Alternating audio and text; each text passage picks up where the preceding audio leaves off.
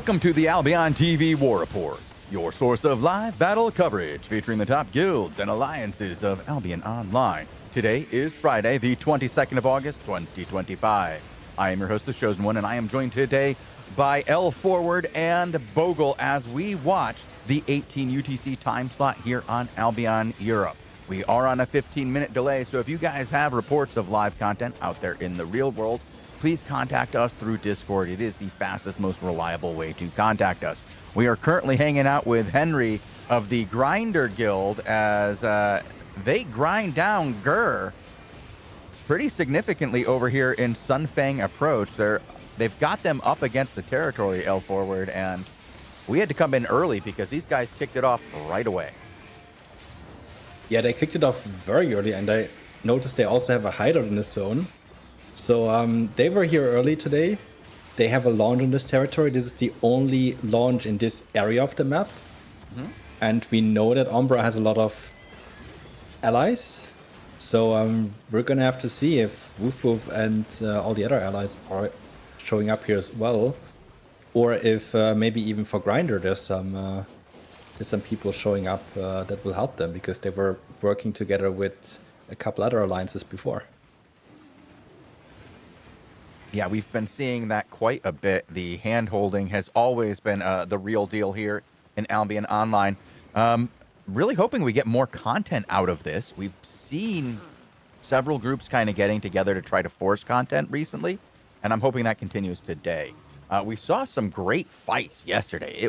It kicked off all day long, and it looks like from the list of territories that you've given me, L4, we're going to see something kick off today. How many do you have before we got interrupted for the live content?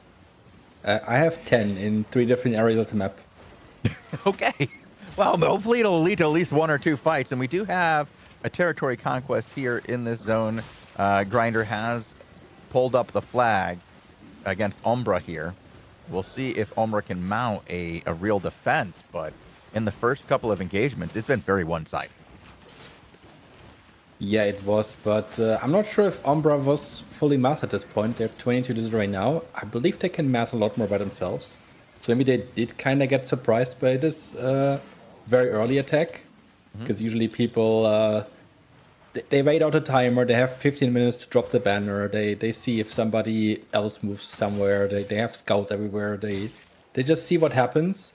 But they were here before the timer even, fighting. I don't know for how long. I don't think for too long, because I was actually checking the zone while I was making the list. And they didn't start yet when I started making the list, so it must have been in the last couple of minutes. I was just going through my list of players, and I was on Henry, and he was in the hideout just a moment ago. So he charged out, directly went into the conflict, and started fighting these guys right away. Hopefully we get content throughout the afternoon, as there are, like you said, tons of territory being assaulted, and I've got a lot of different groups already out and about and getting ready for the fights. And yes, we do see Umbra getting ready to mount a defense. They have quite a few up there. Can you see the disarray that they have? Last time I checked it was 22, but I can go have a look again. Yeah, it looks like it's growing. Yeah, it's 23 now. So I haven't grown much yet. I'm surprised Henry and his guildmates are starting to smash already, because the defense is still very high. So usually you wait it out a little bit so you don't have to hammer for as long and expose yourself to the enemy bomb squads. But he seems to be very confident here, has a cleric count as well, so... They generally are. This Grinder Guild and a couple of other Henry-led guilds are known for pressing early, even when their shields up. They believe that their support players can get the skills down very quickly. A lot of them run the cleric cowl so that they can survive should things go poorly. But they don't care. They'll get the hammers on early. Yeah, nice dodge there with the blink out of the Witchwork. Saving the cooldown on the ice block there. Now rotating. Okay, I don't know why they're rotating, but they are. Maybe they want to get a different angle here. Oh, they're going for the suicide choke, as we call it. That's a Interesting. dangerous one. That's a very dangerous section of the map. Yeah. But, you know, if anybody can do it, it's these guys. You know, some of these chokes that are dangerous actually have faster paths to the tower if you can pull them off. But what they do is they force you into tighter chokes so that it's much easier to knock you up and finish you off with a nice bit of CC and DPS follow-up. But if you can get in there and you can control it, you can get right in right away. Yeah, like getting the first gate here is not really an issue. It's quite easy, but the second one is where you put yourself in this really, really bad situation. Yeah, I think it's one I lane. think they might just go for the outer one, just so they have an option of ratting it in the back. I cannot imagine them actually pushing through this, like through double gates here. That would be very surprising. It's better for like a bomb squad to have a fast path to the backside of your opponent there, and like, you know, you can get in and get out, but you are in such a tight, narrow path that, like you said, going in with the whole group it's death. So, like you said, knocking down one section here, knocking one down on the other side gives you a path to hit on multiple angles. Wouldn't commit too much to this side, though. You're right. Yeah, we'll have to see what comes out of this. So far, Umbra is respecting this. I don't know if Grinder, if they have bomb squads as well. But of course, right now, if Umbra was gonna take this choke, they would put themselves in a bad situation. So they're just waiting it out, essentially. Also not too bad, actually, in terms of just getting the defense down in general. Because how are you gonna get bombed on this choke? Like, it's very tricky to get bombed. Especially if you have more numbers than the defender. Which I'm gonna check again. It's still 23. Okay, so this seems to be everything. Yeah, but I was surprised they don't have any allies supporting them if they're so heavily outnumbered. It looks like we have, yeah, I'm watching from Umbra's perspective for just a moment, trying to see what they're doing back here. They haven't grown their disarray beyond 23. And we have another, never mind. they're falling into it. They're coming down the choke. So Gur is bringing down a few guys. I was going to say we might have another fight, and the second I went in, 15 people died in like one engage. Oh. So we do not have a second fight right now. We probably have, but I need to check some more people for that. I'm going to go look. Is Lupac dead? Well, Derek is dead, so yeah. Lupac is there. He's mounting up. So what happened? Was it Road to Exile got clapped here pretty hard? Yeah, by 8 Force. The guild called 8 Force. They got just clapped quite quickly, and they lost, I think, 15 people in that one clap. So not very great. That's rough. Well, they have been still very active, you know, after the Crucible. It's really cool to see. Is Henry really going to push this? Yeah, he is. Overconfidence, maybe? Knows something we don't? I mean, if anyone can try it, I guess it's him. Yeah. Maybe he knows better that the Umbra guys are playing more Brawl, so they can't really... I mean, they can't really take too much advantage of this, except for the bomb squads that can hit, but they rotate a lot of defensives all the time. Like, currently they have a Chariot up, for example. Yeah, maybe they can do it. He does get a bit low on the front already, though. And there comes all beams. I mean, yeah, I guess it's doable if you know that the enemy doesn't have the numbers and plays Brawl. I mean, they only have a 23 disarray. These guys are significantly outmanned, and, you know, Henry's guilds are usually one of the more prepared guilds. You know, like, they really are good when it comes to support, so maybe no chance. Yeah, I will switch around and take a look what else I see. I already see some towers that exchanged hands because of no-shows from defenders. I'm not quite sure what the actual situation on the political landscape is. We will find out. Yeah, this is just a weird situation watching these guys kind of fight in this backside. You know, again, it's a very quick path. That might be all they care about, is they're like, you can't kill us, So we're just going to take the fastest path. Yeah, You want to have more content later today. We found another territory that is being defended, but a group without disarray is defending it against 19 disarray. Ooh, So that no. seems rather... So 19 guys versus 19 disarray? Yep, so more than double. Tricky. I'll keep checking it. Yeah, let us know how that's going. Who's in defense there? It's Futurama. Okay. I have OnlyFangs and Centus. They are attacking the Dragoons over in Widmore Flats. It's just a raid, but there's a bit more content over on Centus. I'll see if I can't find a POV. Oh, well, I do. I found the guy inside.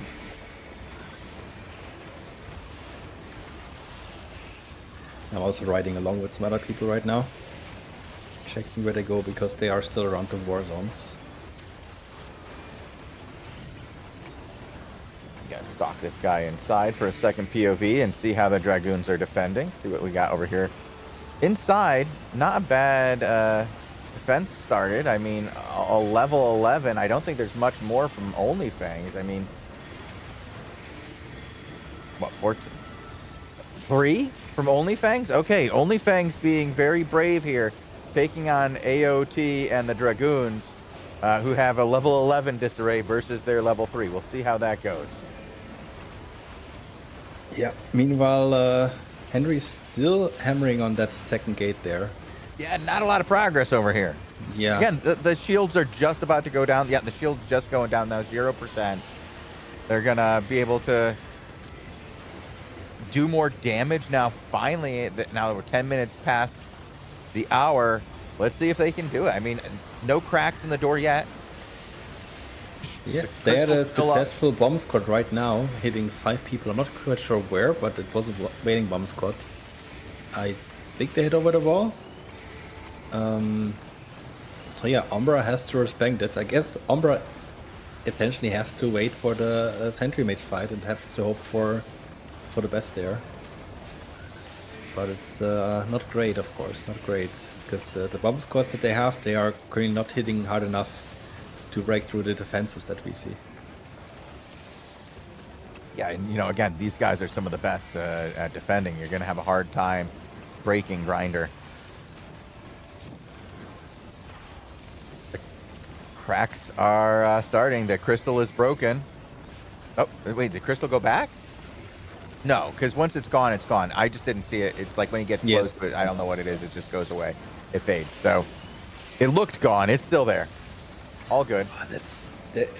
If they just rotate more Dawn songs and a bit more anti-heal, I think they can get something done here, because the healers, they cannot reach that far in because they put themselves in a really bad spot.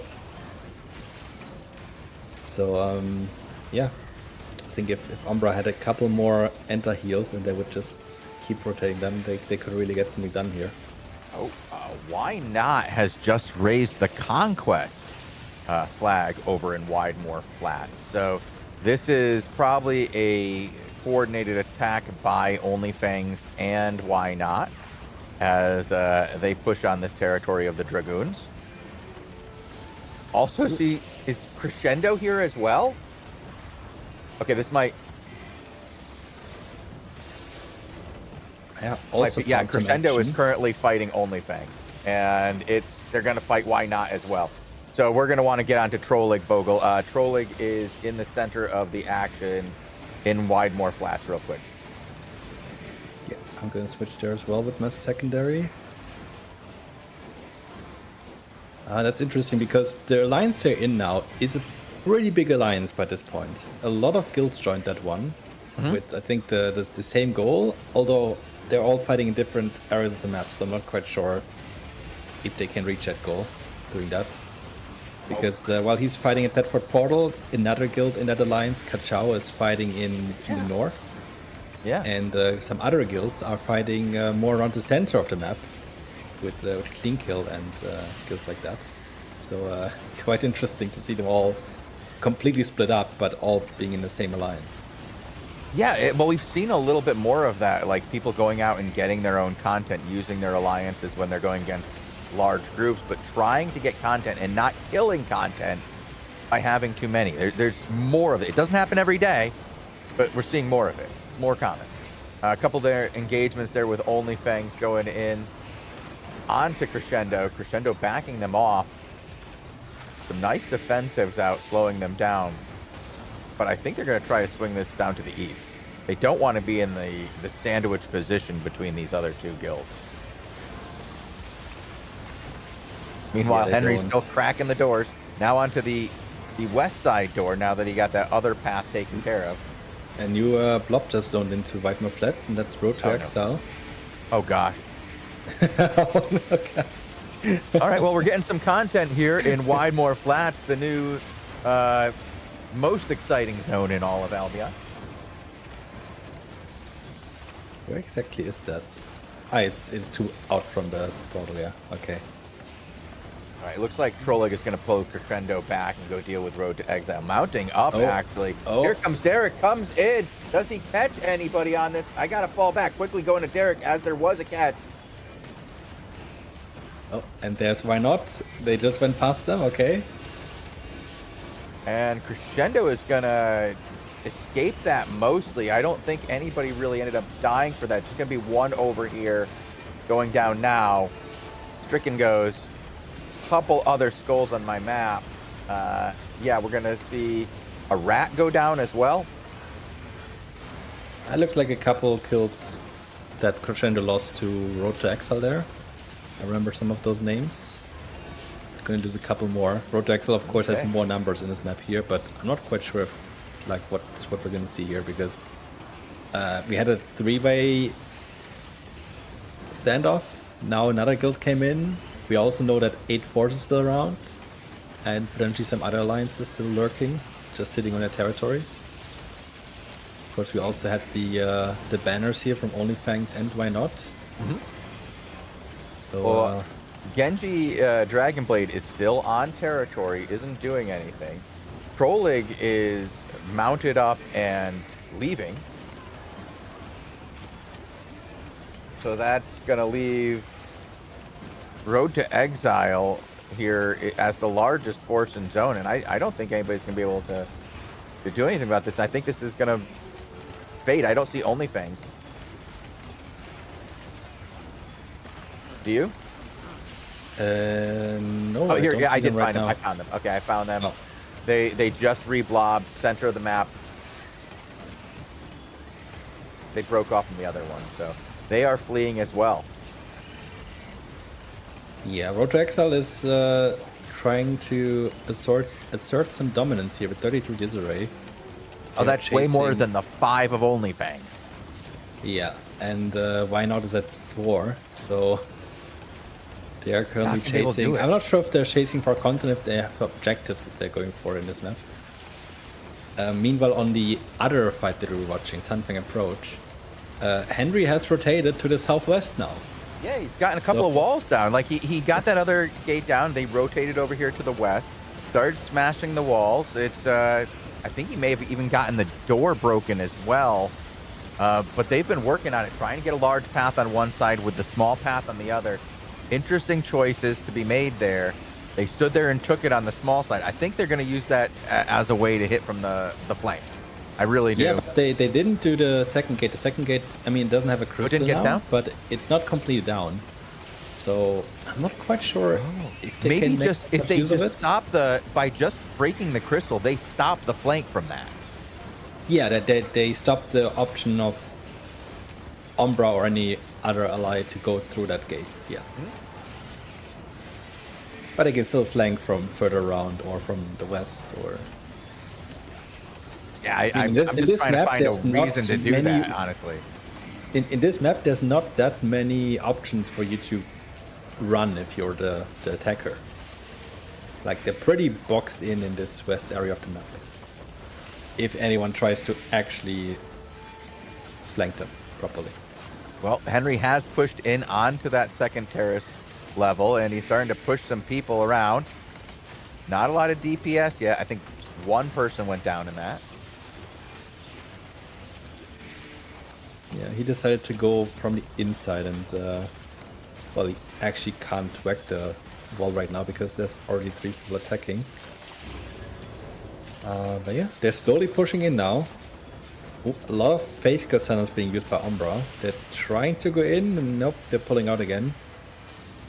They thought that Grinder would commit more, but they didn't. They saw the phase Cassanas and decided to just wait it out a couple seconds, and therefore they stopped the brawl attempt by Umbra. So Umbra now has to wait for the cooldowns. Yeah, I'm going to continue going through our list because we did have a lot of people out and about. I'm sure we'll get more content, but this is pretty good here so far. Nice defense by Gur early on, not losing a ton. And Grinder taking some interesting choices in this battle. It's not Gurf, it's Gur, but... Gur, yeah, that's what I said. Oh, man, maybe I didn't. I don't know. They're all there. Yeah, Okay. I don't think Gur and Gur are big friends, but... No, they're not. They don't like each other. Yeah. So, Umbra currently, I believe they're in one of the top spots in the ranking. Essentially with all their allies, because their allies are Woof, which is rank 1, Skarganger rank 2, they are rank 4 themselves, Palagrin is rank 5. So a very, very strong alliance in general. Right. And for whatever reason, Umbra decided to defend this by themselves, which is interesting. It's not usual. Oh. Big brawl I attempt saw on the Hinnerman keys. on earlier from Skragnagard. So Yeah.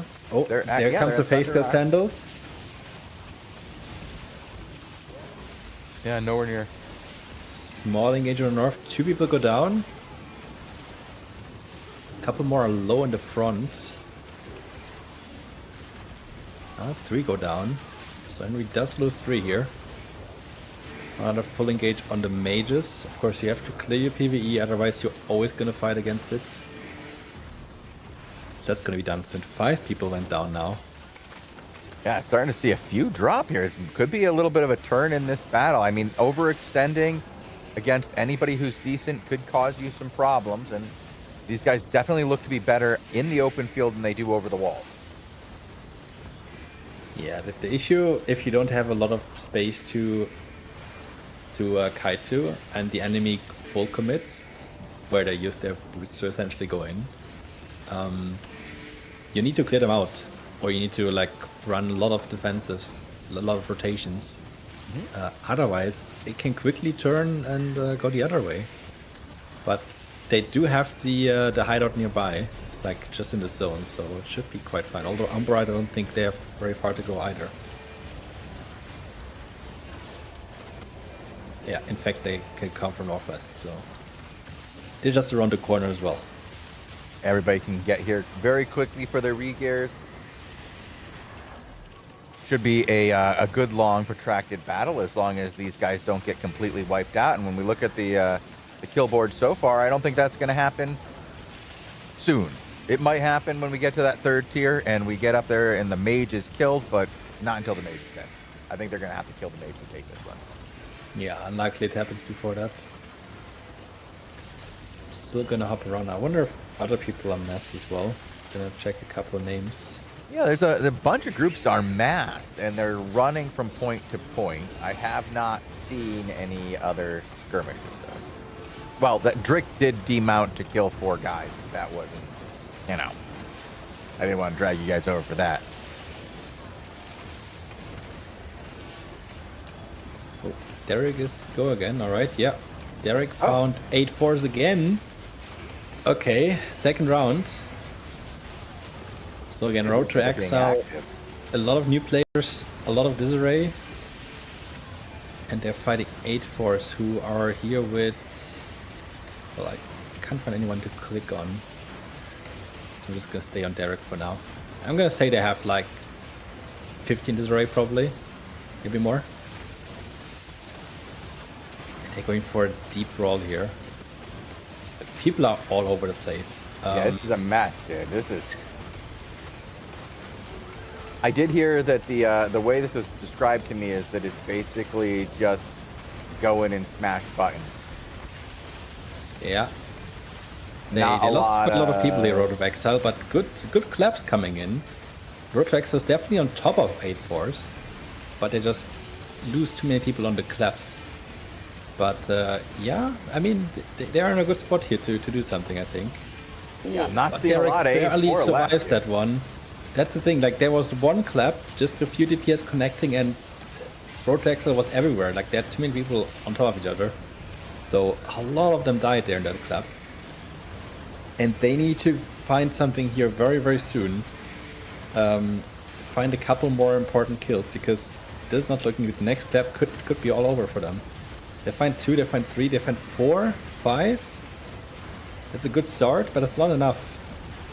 There goes another clap by 8-4s. Only 2 go down on this one for now.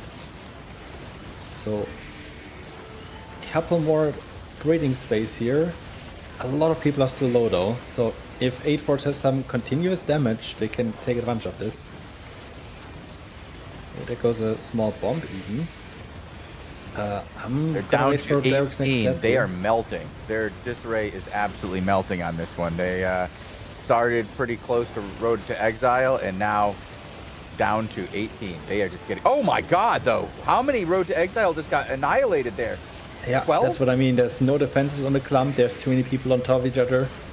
So a lot of people dying at the same time. Derek is trying to do what he can.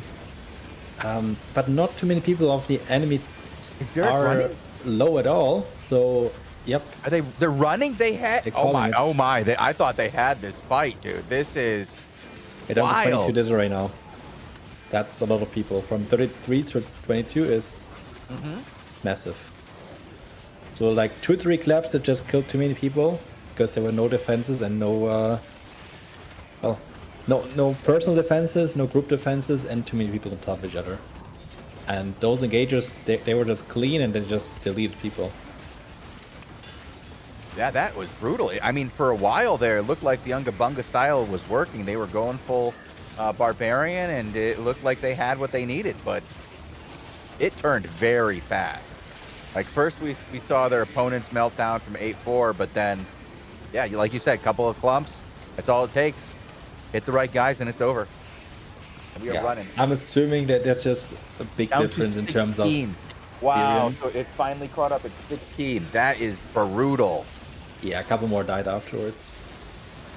Ooh, down here in approach. Henry just lost a lot of people there in that club. 8 people go down. I'm Yeah, not look quite at sure that. what That's happened there. kind of wild. I don't know. That's he Must have doesn't been usually a- lose that many. Bomb. They were really, really close together, all of them. So did he drop any disarray? No, he's at 35 now. Okay. He didn't drop any disarray. He mobilized more people to come Yeah. and join the fight. That's great. But they are both close to re-gears, so it's easy to get people in. Yes, it is. I'm gonna check now on Umbra, because I believe Umbra is a guild with 300 members, or close to 300, 265. I'm surprised they're only pulling 22 disarray. That 23 is nothing for this size. I mean, it can't be that they have people spread in other maps, though, right? Like, No. I mean, must be. interestingly enough, like Gur is in other maps. We see Gur in other maps, but not Umbra. Umbra needs to be here, and I would think that members of Gur would want to be here as well. Yeah, I mean, it would be fair to have some people join this, so it's even, but for whatever reason, it's not happening. So, of course, there's a lot of political stuff in the background. Henry himself is a season winner. He lived in zones like this. He had multiple guilds already on the server alone. Maybe he just doesn't like them, and the others respect him. I don't know. Oh, Yeah, I don't know. people going in. People offensively using Mist Rocket Jacket, but not getting outside the gate, so it's not like they can really do much. but it was used.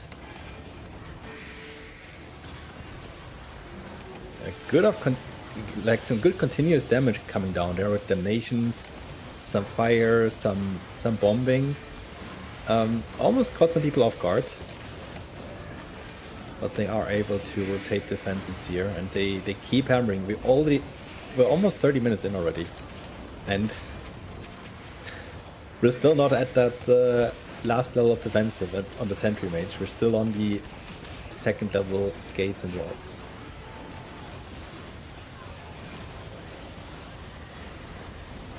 I'm just checking a couple of other guys. Some of these groups are getting smaller now as I go through my list. I don't know what we're going to get for castle fights, as some of these groups kind of just seem to Yeah, that's something I didn't check yet. I didn't check what castles have spawned. What kind of...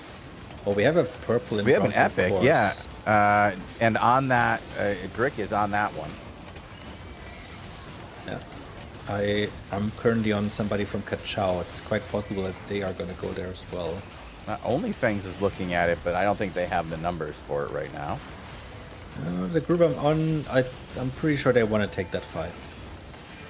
They are less, but yeah. Oh, I see a legendary castle in Peninsula. I'm gonna have a look there. Nope. Only a small blob so far. Queen Alliance with... How many different guilds do they have in there? I see at least 4. I see 5 different guilds at 6. How many guilds are in this alliance? I just checked. Okay, this alliance that is now attacking the legendary castle has 12 guilds in it. That's it? Yeah, because I was checking it. Every person I saw had like a different guild tag, but there's currently nobody defending the castle, so we'll have a look. It won't get much for that castle if they have so many guilds in there. Those are gonna be some spread out points.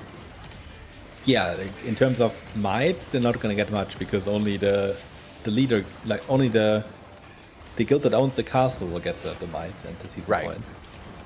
I guess they can still split the loot, but yeah, it's always a bit annoying to do it like that. But yeah, I think that's it. I think that one purple, one golden castle, that's all we got for this timer, which is fine. If you have a few good ones, that's usually the best content you can get. True.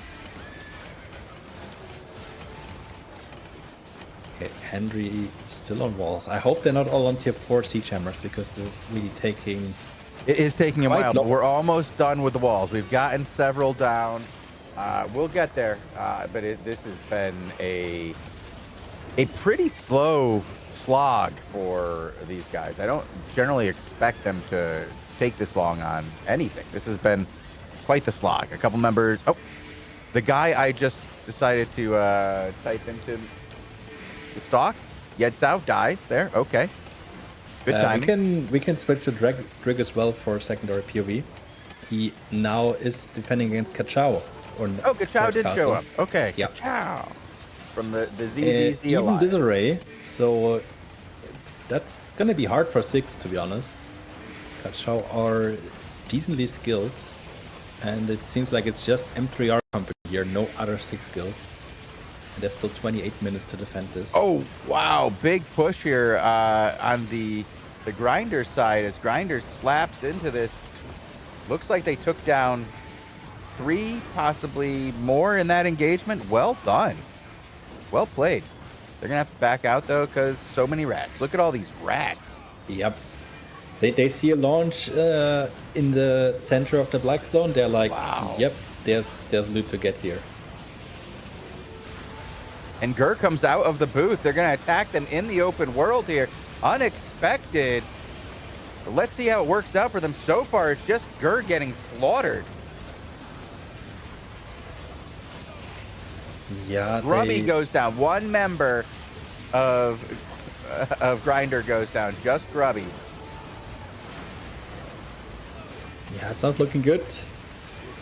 A lot of kills on the attacker side. I believe no. I'm pretty sure I've just seen Woof Woof there as well.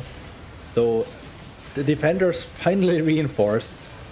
Yeah, Umbra was like, I nope. see Woof Woof there now as well, just in time. Maybe that's what caused them to pour down out of the territory, but that's going to cost them as they lost a lot of guys. Woof Woof definitely here in force. This is going to change the disarray level, but it might be too little too late. Still level 36 by Grinder. Well, it's only over when it's over. So still have to. They probably have to take down the Sentry Mage and channel the banner. I mean, they don't have to kill the Sentry Mage, but they probably have to because there's people defending it actively. So I'm gonna have a quick check on the disarray because as you said, I'm hopping over there now. Died. 39 yeah. for Gur. It was probably high already. Ooh. Oh, and wow. On the other side on Drake. Yeah, Drake got a good engage lose there. some disarray. They got kapowed. He killed 9 people there. I mean, that is a quarter of the Zerg of Kachao. Just gone. Down the back foot. How did that happen? Well That's, I gotta say, that was also a bit unexpected here. Good content over here in Albion Europe Day. Lots of different fights. This one over here, though, in Sunfang approach has just been wild. And now that we're fighting outside the territory with the Meow, Woof Woof joining, Umbra over here, Gur in force. Yeah. Henry did lose some people there, though.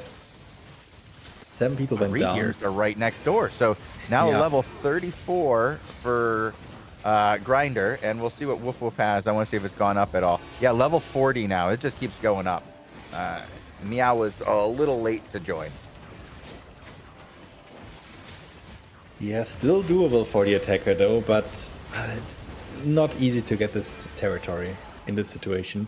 At least they got a lot of walls down now. They got a lot of guards and siphoning mages down, but they still have to approach this very carefully.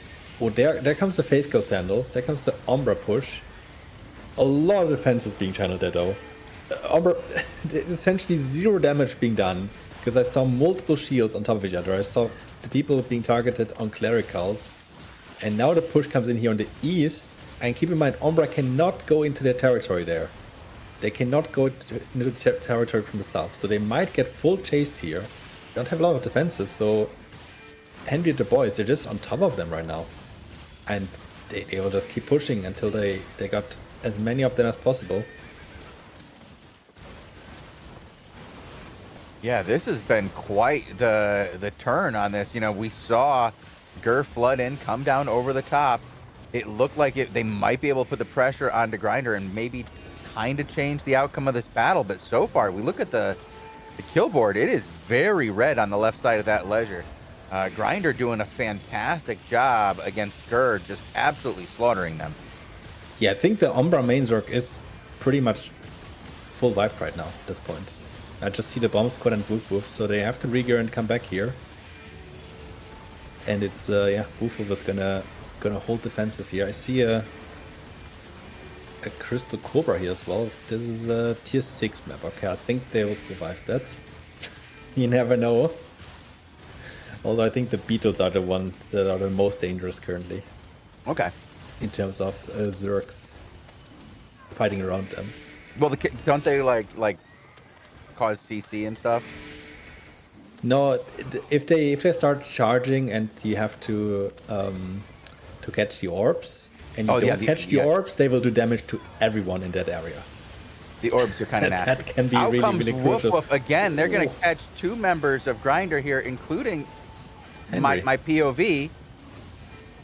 I'm going to need a new POV. I'm going to go to King Trixel on the inside for a little while, as he seems to have taken over the calling for this fight. We often watch from the internal POV. Yeah, there was just not much to watch there when Umbra was defending, because they were playing very, very passively.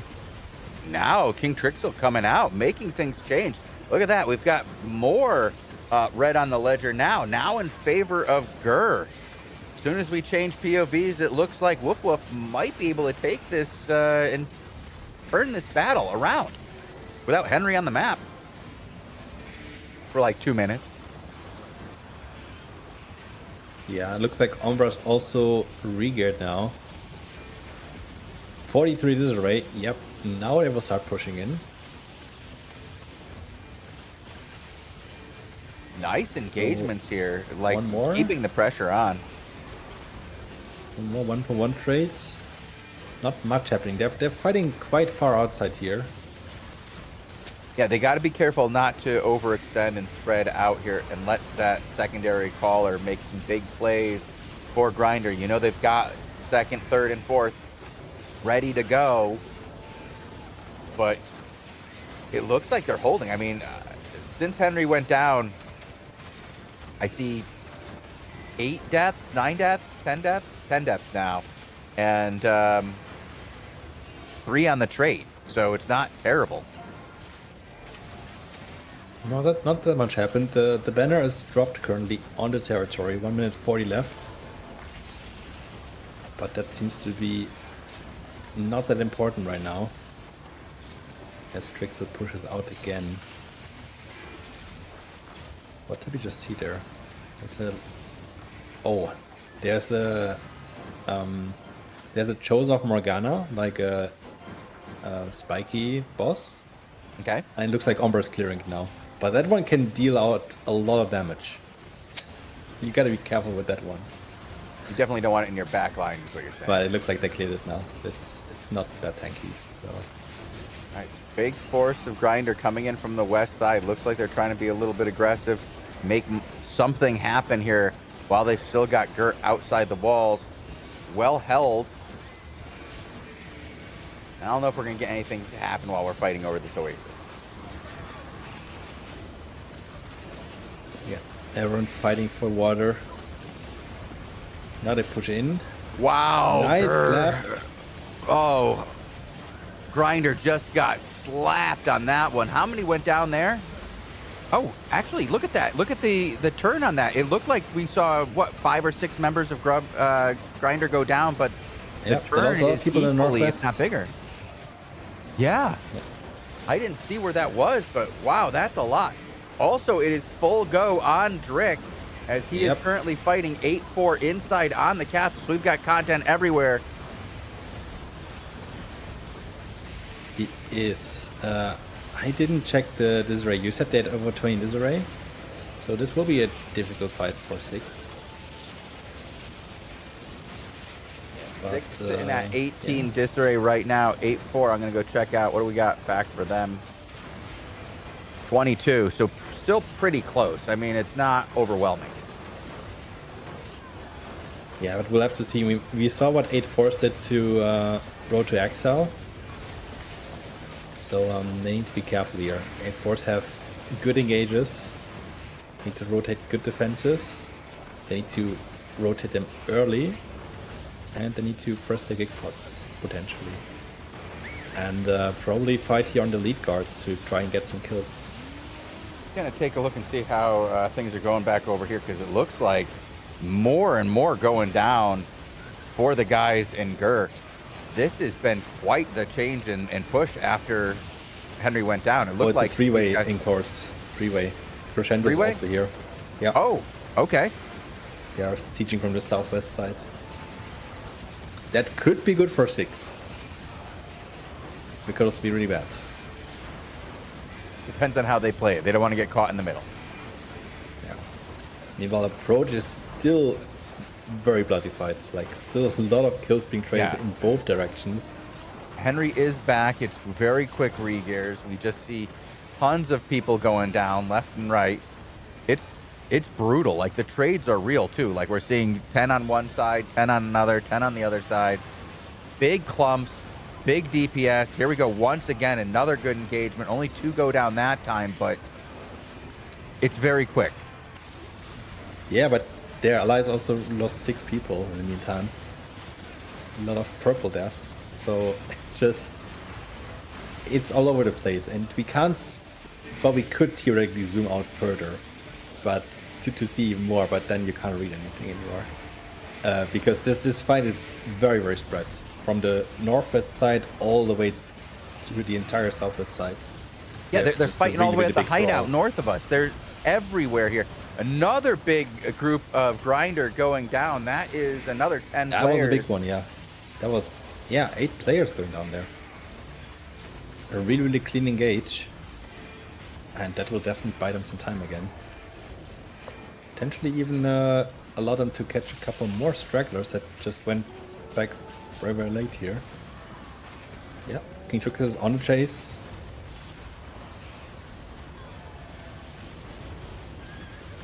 A little Doesn't held catch up much here, here. doesn't show. Yeah, a lot of good defenses here by Grinder. Their defensive tanks definitely know what they're doing. Again, I'm kind of surprised that we've seen this go so heavily in the favor. Well, not heavily in the favor, but hanging this close after we saw a very one-sided affair with Umbra. Yeah. Meanwhile, in the other fight, it looks like Crescendo and 8-4s are fighting each other now, and 6 is just sitting in the castle, mounted, Hanging out. waiting to see what happens. Oh, this might be interesting as well. Ah, yeah, because Kachao is here as well, who are allied with Crescendo. So, It's coming from the back side on this. Drake is going. Oh, nice play. That stopped what was going to be a very nice Pierce the bomb, gets the backside kill play. there. Yeah, Miss Pierce are being used a lot in PvE currently. Definitely has a good blow, has a good amount of damage you can put out. Not instantly, but over the time frame. Shouldn't be disregarded just now. The bodies are continuing to fall over here in Sunfang approach. Both sides traded. One group of 6 went down. Another group of 8 for the other side go down. 4 for the other side. Trades for 1. It is constant death over here. No side is really establishing a dominant position. The addition of Woof Woof and Meow Meow completely changed the tide of this battle. And with only 15 minutes left, it's going to be nearly impossible for Grinder to take Umbra's territory. I just don't think it's going to happen. Yeah, no, I'm pretty sure it's not going to happen because being the bigger group, having to get wiped, and then the people that survive still defending the Sentry Mage, there's just too many things working against Grinder here to get this done.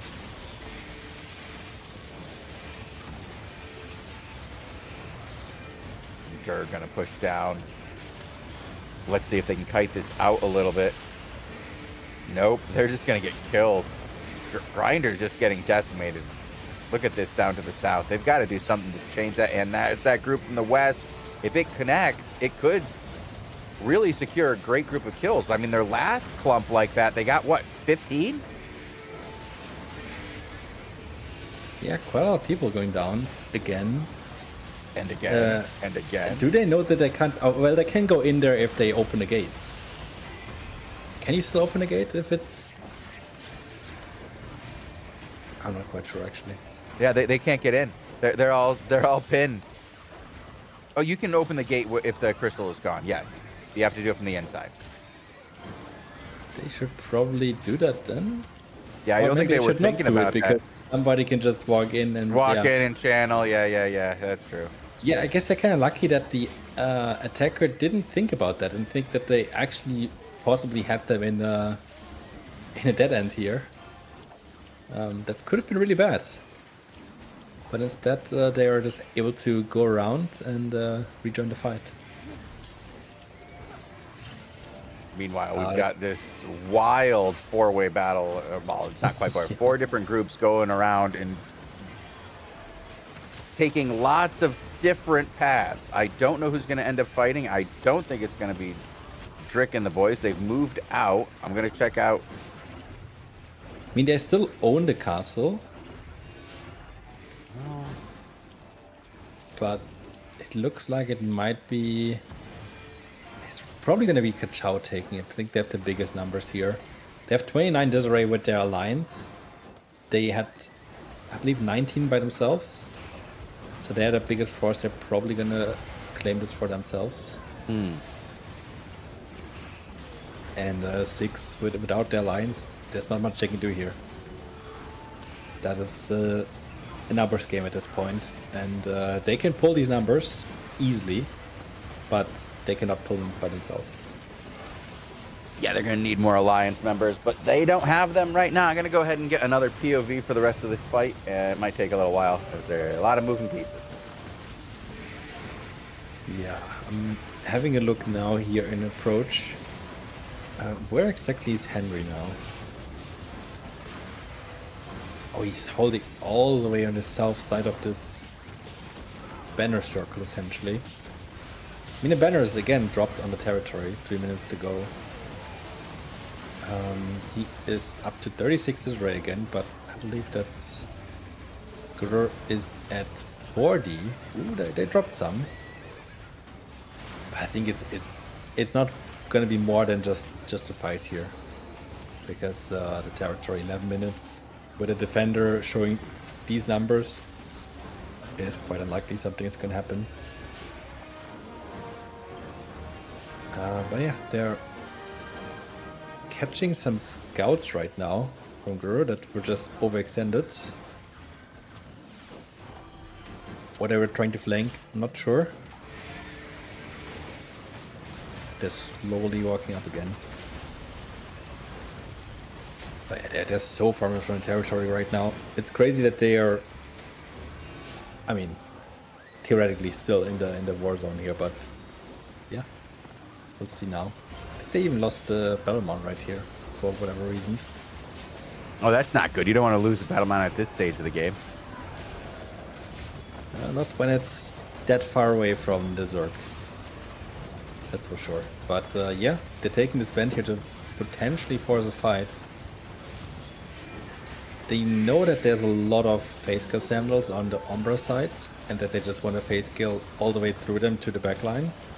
So whenever they see the enemies using those, they will just try to walk back and put as much space in between them as possible. Well, now with just 10 minutes left, I think the chances are getting very, very, very slim. And meanwhile, it does look like Kachao is going to take this castle. They have taken control of it, and I don't see anybody else in zone. Yes, I'm currently still watching to see where 6 goes. They are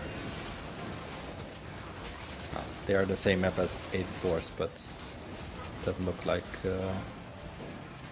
anything is going to happen. They're running away from each other. Meanwhile, Flexi 4, Kachao, yep, they're just going to wait out the timer here for the purple castle. I checked the legendary one. There is currently fake engage in there. Okay. They don't have a massive Zerg. Ooh. They are at 16 Disarray. There's some other blobs here now. Let's see, what do we have? We have Space Jam with 5 Disarray. And Cave Alliance with 2. Oh, here we go. Another engagement here on King Trixel as Gur once again engages with Grinder. This is just going to be a very nasty one. Very late on the D-mount. Let's see what happens as we turn this. Big clump available for King Trixel should he take it down to his eastern flank. Taking his time. Oh, gonna just let this grind happen. Both sides losing players. Lots of members of Woof Woof going down. Yeah, there was a good clap to the side. Not on the main caller, but a lot of moving individual groups here, of course, that can clap together. Because you don't need 60, 70, 80 people hitting together to finish somebody. No, you just need... There goes another one. Right on Henry. They got 3 more. Going the side of Grinder. There goes the main engage now. Territory is officially defended now because the banner expired. Oh no. Okay, yeah, I didn't see that happen. I didn't realize Henry had not picked the banner back up. That's going to be it for this one. Well played, Gur. I mean, early on, it looked like these guys were making a mistake. We saw Umbra alone, and they did not have enough to defend. They're full pushing it. They're full pushing it. Oh, Face Cassan is going in. A lot of kills in favor of Grinder. But they lost 5 now in the return. Not more yet, so I think they're quite fine. They hit another couple people here on the east. A lot of people kind of caught there in the dead end on the east. Now they go down. There's another group even further east of Umbra. Because even Umbra, which we saw had like a relatively small forest, they have so many split groups as well by themselves. Well, let's see how this finishes up with about 7 minutes left. We'll keep watching till the end of the hour now that the objectives are done. We do have Flexi 4 fighting once again on 8-4. So if we go over to Flexi 4, Kachow is fighting 8-4 again for the castle. 8-4 did just show up. And it's probably just Kachow now, right? So yeah, it's just ZZZ and Kachow versus 8-4s. yeah, so that's relatively even fight then. Yeah, 22. Meanwhile, another nice trade that goes in favor of Grinder happened over in Sunfang Approach. About 10 more members of GER go down. 10 for 2 trade. Yeah, I will keep focusing on that one. Okay. There goes a nice bomb catching 2 people from Grinder. They're slowly approaching the territory again. The wall's still down. They take 5 minutes after the last banner was destroyed to fully regenerate. But doesn't stop them from just farming some kills here on the outside. Kachow just holding here. Still keeping the 8-4s on the outside of the castle. Once they flipped it, they got all the doors back.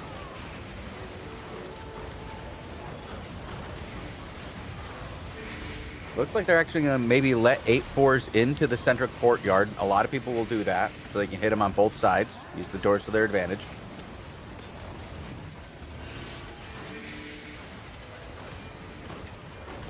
Yeah, very unfortunate timing here. Henry gets in a good position to Knight Armor, and then his enemies were all G8, so he didn't get anything off of that. And just, they're so split. They lose the split group now in the west to a woof woof push, but now they push into the back line of them. Straight into the back. There's so many defenses up right now though. So no kill yet. I think he didn't fully engage yet. There go some kills. Another split group again getting the kills. Warbomb squad. Henry going half HP. Henry getting very low. I think he's ready to get a good air compress here, but he's just not able to find a good one. Still waiting, still waiting. There's a GA. Yep, there he goes. And no kill on that cloud. We're currently just pulled back a bit to the Lord Room, waiting for 8-4s to peel over to the western side. They've already taken down the first gate on the western side. Well, they've taken down 2 sets of gates, I should say. On the western side, the eastern gate, the second eastern gate still up, but they're whacking it as well. Soon they'll be able to push both sides of the Lord Room, and this will be on. Yeah, and Henry finally able to push through here. He got a big clap. 12 people go down on this, but he's now in the north side of the territory, and since we're still on the timer, he cannot get in here. There's still walls, and Henry goes down. Oh no! He pushed a bit too far. Like, they were getting a really, really good momentum, but he just didn't get any more heals there quick enough. I'm 100% sure though that he has other shot callers, because there were a lot of people dying on different angles of the Zerg, like nowhere near to where Henry was. Now he's losing a lot more people here. Doesn't look good. Well, over here it's starting to come from both sides now, as 8-4s have gotten down all the gates, and we're starting to see a flood into the middle. Starting to see tanks come in, press onto the center members of Kachow. Kachow doing a good job of keeping their guys out of harm's way, but not for long. It's about to flood in, and the first flood comes in. First engagement's going actually in favor of Gachao. They take down several members of 8-4. Looks like 4 so far. Doing well in the hold as well. Another round of DPS coming in from 8-4, and that's going to hit. 3 members of Gachao go down. Yeah, and in these numbers that they fight, there are 3-4 people on each side. That makes quite a big difference. In these fights that I'm watching here with like 40 disarray, it's not that big of a difference, and they will likely just regear and join the fight again after 1 or 2 minutes. So not that much. It's more about the space that's being won. And it looks like Woof has finally found himself some space as they're just chasing down a couple single members of Grinder guilds. Well, 8-4 members are finding space as well as they go back and find space in the rear gear line. Gachao going kapow once again and taking down 8-4. 8-4 is getting chopped up. They might be able to turn this, but not after that. Nope, not after that. That's done. Okay, game over. Good night. I saw that one coming from 3-4 seconds away. A lot of people, no defenses, a lot of people low, and then, yep. Well played by Gachao. They just kind of retreated back into the Lord Room, let these guys overextend a little bit, and then absolutely destroyed them in the brawl. Well played by ZVZ and Gachao. Alright, so King Trixel still fighting. It's hard to tell who's winning, because every time I look at the battle board, the kill feed, it goes one direction, then it goes the other direction again. It is still very even. I would say that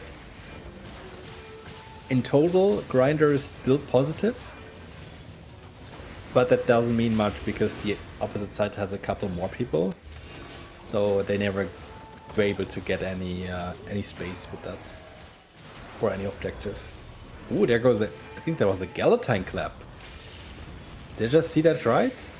Galatine is getting buffed next patch. Yes, Galatine is getting buffed, but I've been seeing it. Yeah. It still hangs out occasionally. Gonna have still a death weapon, though. You're still gonna get blown up by those demon armors.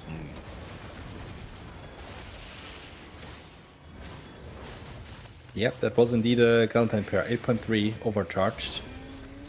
But yeah, if the situation is right, it can happen. Anything can happen in the world of Albion Online. Still able to one-shot people. Can one-shot a lot of people. Yeah, but that's the thing. It can only one-shot a lot of people, or yeah, it can't one-shot nobody. Yeah. Needs the AoE escalation, just like in other weapons. But it does a great job of it when it lands. Brutal weapon. It's gone through a number of nerfs in its day. Now, eventually, with patch 4, we're going to see another buff. So we'll see how that works out in the near future. I think a big nerf to Galatine pair was that people were able to get spec much more easily. Yeah. And so in general, people had more HP and more defenses, so that they couldn't get one shot by the Galatines anymore. Because back then, when I think when Galatines was a really big thing, people had like 2,400 HP. Now people have regularly over 3,000. Yeah, a lot of people. I mean, we've seen some people pushing 4 here, like King Trixel, 489. Yeah. Yikes. Yeah, he can still not get killed by a Galatine pair. But back then, in those days, if he had less than 3k, maybe. All right. Well, but it looks like it's over now. Yeah. Yeah, it looks like it's wrapped up. This was some good content overall. Great fare today. I mean, we see these guys in Gur. They defended their territory after what looked like a certain loss. Well played. Well played by both sides. Grinder played well as well.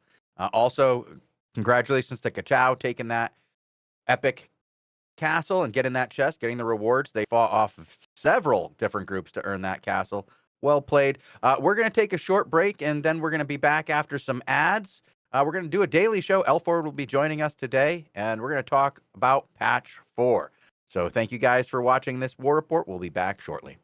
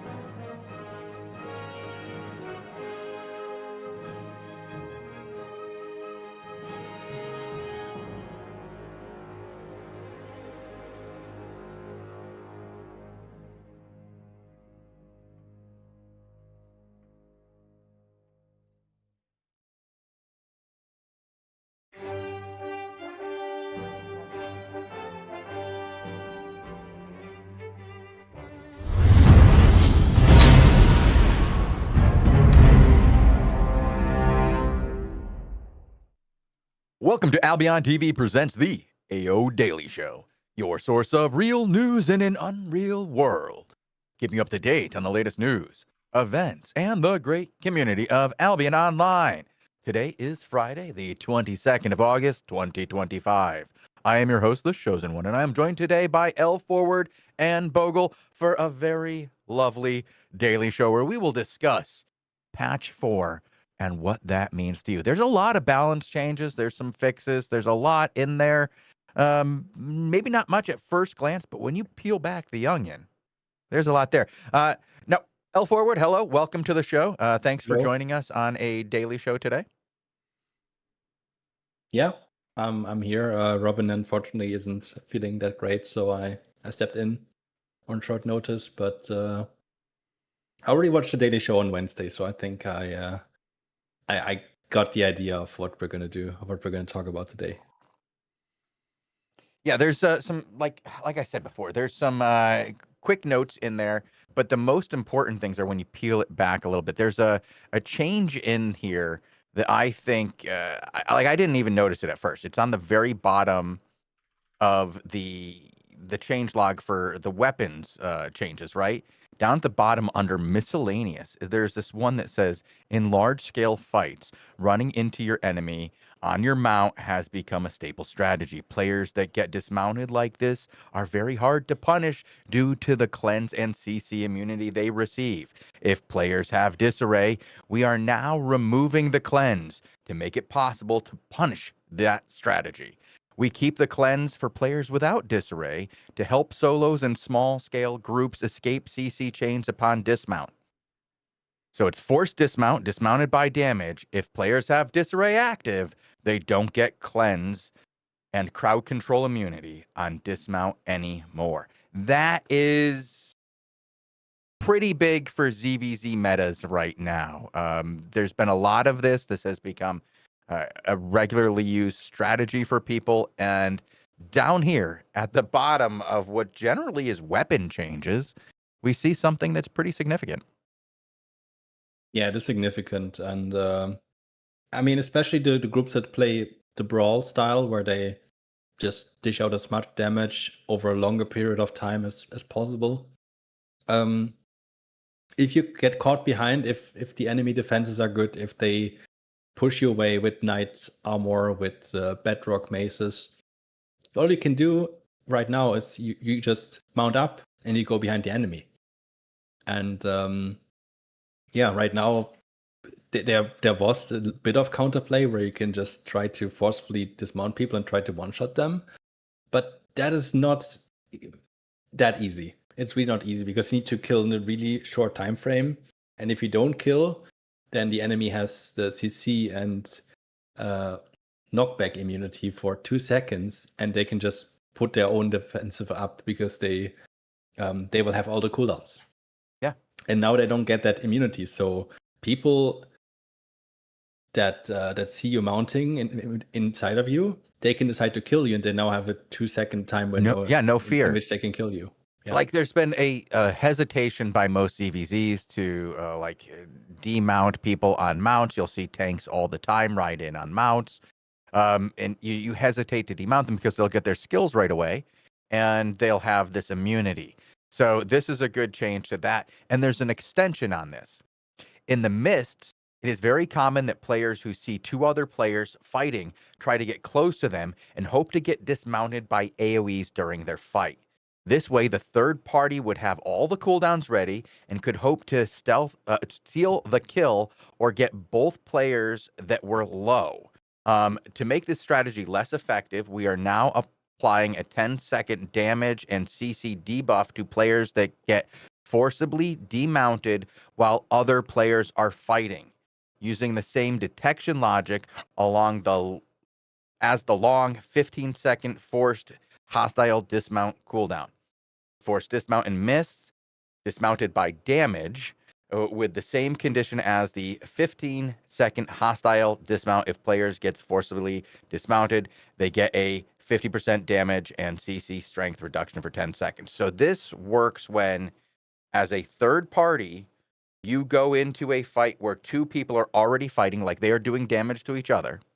This could be in small group or in 1v1. If they're doing damage to each other and then you come in to get forcibly dismounted by their AoEs, it will no longer be to your advantage to do so because you will have half the strength and half the CC. So it will really behoove you to dismount out of range and then wait for your cooldowns before you engage.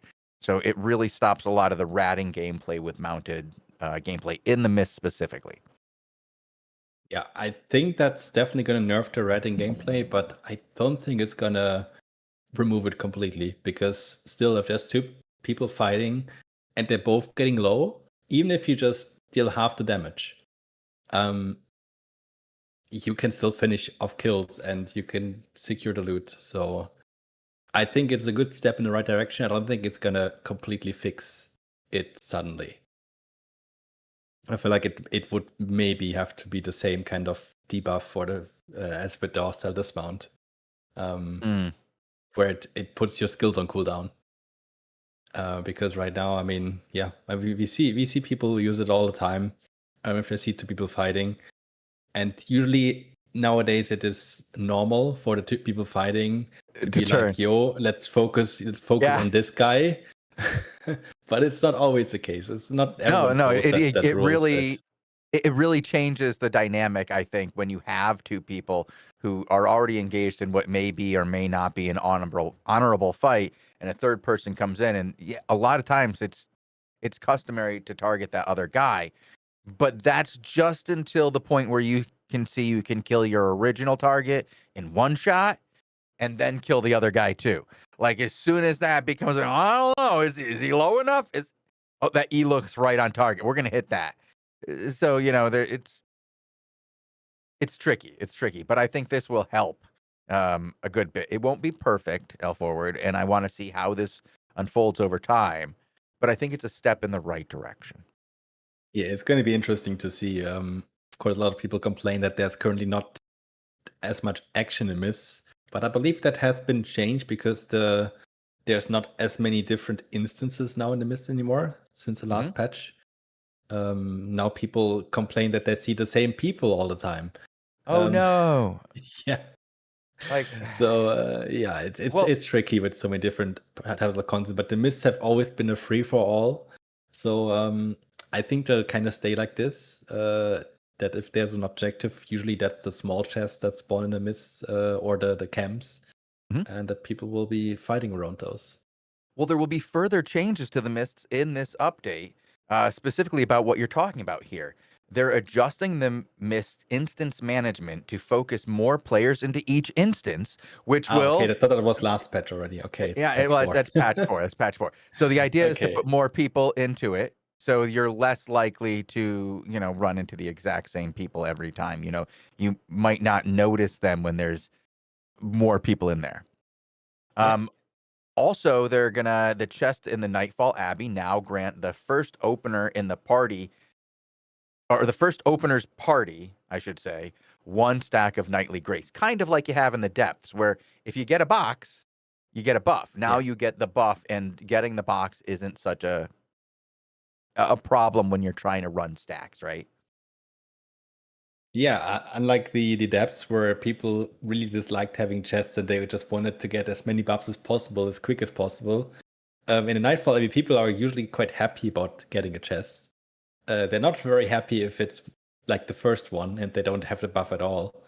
But yeah, I mean, in general, I think this is a good change. No negative, right? People probably want more chests in the Nightfall Abbey, though. Like, you need to open 2,000 of those, right? So you got to get that journal entry done. Yeah, okay, I see. that is a bit harder than the, I don't know, 500 or maybe 100 you have to do in the depths, which has generally a lot more chests. So, but it's you can force open some. It's definitely good quality of life. Yeah, I like it. I like it. And one last change: the unenchanted lethal mist are now less likely to have an entrance to Brazilian, but more likely to have unstable roads exits. And I understand this to be about transport. And Bogle, you know about this one, right?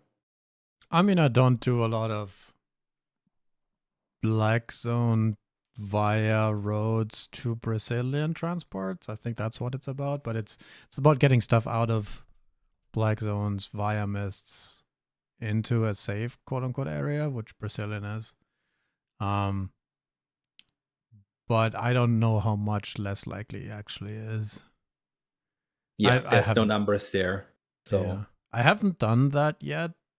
Like, have you any experience with that, Ford? How many yes, I mists you have, need? because it is very, very safe, too safe in my opinion. And the chance of finding a Brazilian portal in a non-lethal mist, in a lethal mist, unenchanted, is somewhere between 25 and 50% right now, Oh from my baby, personal what? experience. Every So it is every quite high. 2 or 3? If you scout a couple, it's quite likely you find it. Yeah. And worst case, you go into one, and you just wait the 15 minutes. Like in the mist, nobody's really ganking. If you're on a transport mount, like an elite boar, for example, like nobody can catch you. And worst case, you just stay near an exit. And you just wait for all of the new mists to spawn, and then you try there and try checking them if they have a Brazilian portal. It's generally very, very safe, and that's why it's a bit too good. Wait, And did now they're you trying really to say? counter it. Did you really say every other or every 3? Yeah, Jesus. All right, never yeah, mind. it's quite likely. And now they're going to reduce the chance of them having Brazilian and countering it with more unstable roads exits. You usually also check those, because if they are in a zone next to the portal, then you can also just take those instead. Because most of the time, the portal zones themselves are not really camped by gankers. Especially if you have a good transport mount, then you can usually dodge at least like a small group of gankers, because people are usually not focusing on those maps, because the rich people don't go through those maps without invis usually. Bogle, I hate to go in with a non sequitur statement, but are you on your GM? Yeah, that's why. Can you hop over to me? I'm hanging out in the antiquarian's den, and there are these 3 guys with their lutes playing little songs for me as I'm standing here. Oh, one of them just walked. As soon as I said it, one of them walks away.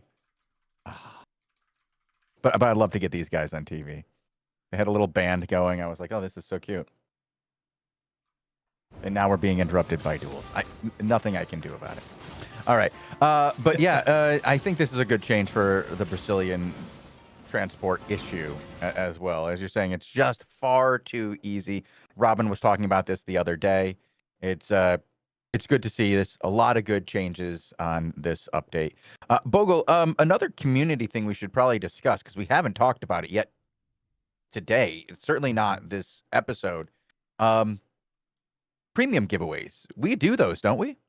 Yeah, occasionally. I mean, no, actually, every live show we have 7-day premium raffles here on the show, where if you participate in chat, that is asking questions, giving comments, or any other things that are not like trying to spam or looking suspicious, hint, hint, nudge, nudge, will automatically enter you into the raffle, and then we'll draw between 2 and 5, depending on how busy we are during the shows. And then, there's a good chance you can win if you participate in chat.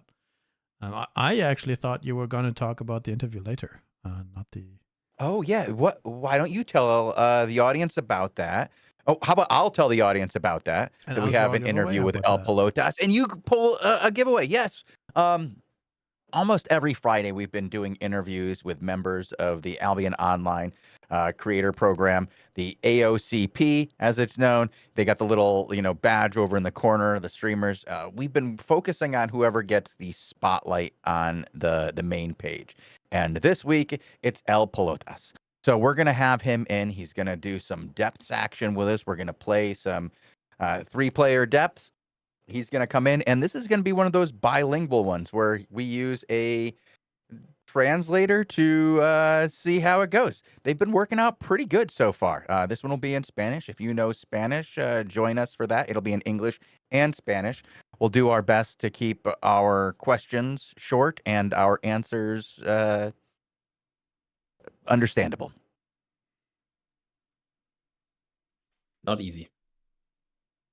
No, It gets a different dynamic, definitely. We've had some really interesting ones. I think it's really good for the community because Albion is such a international game. There's so many languages represented from all around the world that to have a official stream like ours only be in English all the time, I don't think is necessarily the best.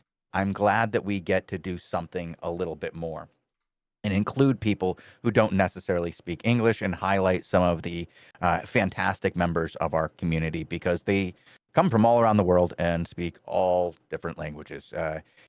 How many different languages does Albion support officially in game now, Bogle? I know it's a ton. I don't know exactly. Language. I think it's like 1, 12? 2, 3, 4, 5, 6, 7, 8, 9, 10, 11, 15. 15. Nice. Wow, that's almost as many as Bogle speaks. I wish. But what are you up to? Like 4 now, Bogle? It's pretty good. I think it's pretty good. What is that? English, German, dialect German, and like dialect English? Great. Chinese? Don't you speak Chinese? Did you forget that? Like, I can order food with that, yeah. oh, I okay. forgot All right. most All right. You forgot most of it? No, Okay. it's all right. It's all right. All right. Well, as long as you can still order food, that was the important thing, right? That's why you moved to China for a few years was to The eat food? food. I mean, there are bigger reasons in life, but anyways. Okay. Yeah, there might be other people watching here. But yeah, it's another great patch. We'll bring it back over to the patch here. A great patch. We should start talking about some of the other things in it besides those changes, as we've got lots and lots of weapon changes in this update. Yes, we do. Do we start at the top? I guess we do. I mean, well, before we do that, I want to talk about the new weapons. Oh, well, the new offense. Yeah, they're not weapons, actually. They're offhands. Now, with the end of every season, we've been doing this for a while. There have been 3 crystal weapons released. They're now releasing the final batch of those as they are the final 3 crystal offhands. The Unbreakable Ward, which is a shield. The Blue Flame Torch, which is, guess what? A torch. Yep. And the Time-Locked Grimoire, which is a tome. These artifacts will be able to be crafted after the end of the season when you guys get your little pieces at the end of the season in your guild boxes. So I'm looking forward to that. I don't know what any of the stats are. I haven't seen any of them. Yeah, I did actually see the stats because I went to the test server today. Oh, they're on there now, and if I remember correctly, I can let you know what they are. Oh, please do. We looked at that on Wednesday, and it wasn't ready yet, I think. When I checked this morning, it was there. Oh, all so right. The Grimoire, the tome, is cast time, similar as Tome of Spells, and also the values were kind of similar, so I'm not sure if they're going to change. Plus, also a bit of cooldown reduction. So on top of the Tome of Spells, you get cooldown reduction, essentially. Neat. Okay, I'll take that. I have to remember the torch. I believe the torch was similar to the Sacred Scepter, where it gave no, that's not the Sacred Scepter, that's the Celestial Censer. So it gave healing cast bonus, but in return you had less crowd control resistance. Ew. Oh. Ew. Bogle, how do you feel about that? Why would you want that? He says, ew, folks. Ew. I mean, so right now, if you want more healing casts, you have 3 options. You have the Celestial Censer, which reduces your defenses. Yeah. You would have this, which reduces your crowd control resistance, and you currently have the Muisak, which is the best name in the game, cost. Whatever that means. Yeah, and then you the DPS have the Crypt Candle as another option. Right. So if you don't care too much about the CC resistance, I guess this is better than the Sacred Scepter. But I mean, that depends really, like what kind of scale you're playing. Why would you not care about CC resistance? Are you like PvE? I don't know. If you have a lot of cleanses and like guard runes and such, so you're never under risk of this. I suppose. It's Use very pen. niche. Like I was surprised that we got 3 new offense in the first place, but they have to have some stats. And the shield, if I remember correctly, similar to the normal shields, it was giving defense, but also healing received bonus. Oh, not too bad. Okay. But I don't know if those are the final values. That's what I checked this morning. They're on test server. Everything Yeah. on test server is still a work in progress, and weapon stats that aren't available yet probably very likely to change, or most likely to change. I wouldn't say they're going to. They could, right? Let's Yeah. get to some of these combat balance changes now that we've talked about the new items that are coming up, because there's a lot of changes. And we have not really gone through many of them. I think we jokingly went through some of them, and I was like, we had like 20 minutes to go through this whole page, and I was like, yeah, it's less, it's more, it's less, Yep. lightning fire. But I heard that. yeah, I believe when they were on the NAA, like the NAA patch notes, I went over this, but this was 2 weeks ago. We went over this during the NA show. yeah, So most likely, most people here did not see that. probably not. So let's start with the So, arcane stats. yeah. I'm like, as an arcane user yourself, what do you think here? What do we got? Some interesting changes. The protective beam of the enigmatic staff is getting a bigger shield radius, and the energy cost is being reduced. The energy cost is really a big factor on the enigmatic, always has been. So if you played with Assassin Note, if you play a high cooldown, you will really get to limit, and you potentially need Limber Escape if you don't have more sources of energy in your Zerg. So that's an interesting change. Definitely makes the weapon more interesting if it has more range as well, because that 1 meter radius is not bad. It makes quite a difference. It can decide over life and death. Yeah, well, now it's like it's closer to the range of a spear than it is to the range of a melee attack. 3 is like a melee attack, right? Yeah. And 6 would be like the elongated melees, like spear. So and you have to keep in mind it's around the target, so it covers quite some. Yeah, anybody who's within range of being hit by them now is basically going to get it. So that's pretty good. I like that. That's a good positive change. I think that I like the way that works in ZVZs. The shield actually from the enigmatic staff. I think it's great. It is a reactive tool that really helps save people from all sorts of damage, especially those dive comps. Also works well in the brawl comps as well. Like when you're facing those, I like it, and I want to see more people using more of them, because I feel like it's one of those skill-based weapons, and I just want to see more arcane out there in general. So what do you think about time freeze on the Great Arcane here? What do we got there? I like the change, but I gotta say, everyone that uses Great Arcanes in be it PvP or PvE, it will take some time to get used to it, because we've had these times for years now, and people got used to them, like some sort of muscle memory. Like if I see a GA, I don't check the debuff. I just know, okay, it's 3 seconds, right? Or in PvE, I know it's 4 seconds. And now it being half a second less will definitely take some time to getting used to it. Well, there's so many of those bomb squads that are based off of hitting the time freeze, right? And then having the bomb squad charge and hit right when the time freeze is going to go up, like release. And now they've all got to learn a slightly different timing. This is going to be good. I think it's good to make it a little bit shorter. I think it was a very powerful tool in many different areas. I like the weapon, but the abuse of it is painful. Yeah, it is. So now here's another painful one. Another painful one that's being abused is Starfall from the Astral Staff. All you Starfall abusers out there, your radius is being shrunk. Your penetration is being lessened. 1 meter less, which isn't a whole lot, as we just talked about. It can be a help, as we talked about with. No, I think a meter can be a lot. Especially on a weapon where you rely so heavily on AoE escalation. Right. So That's you true. need to pay even And more that's just attention where you start that's a your channel. radius. So like you got to remember that's also times pi. That covers a lot of area.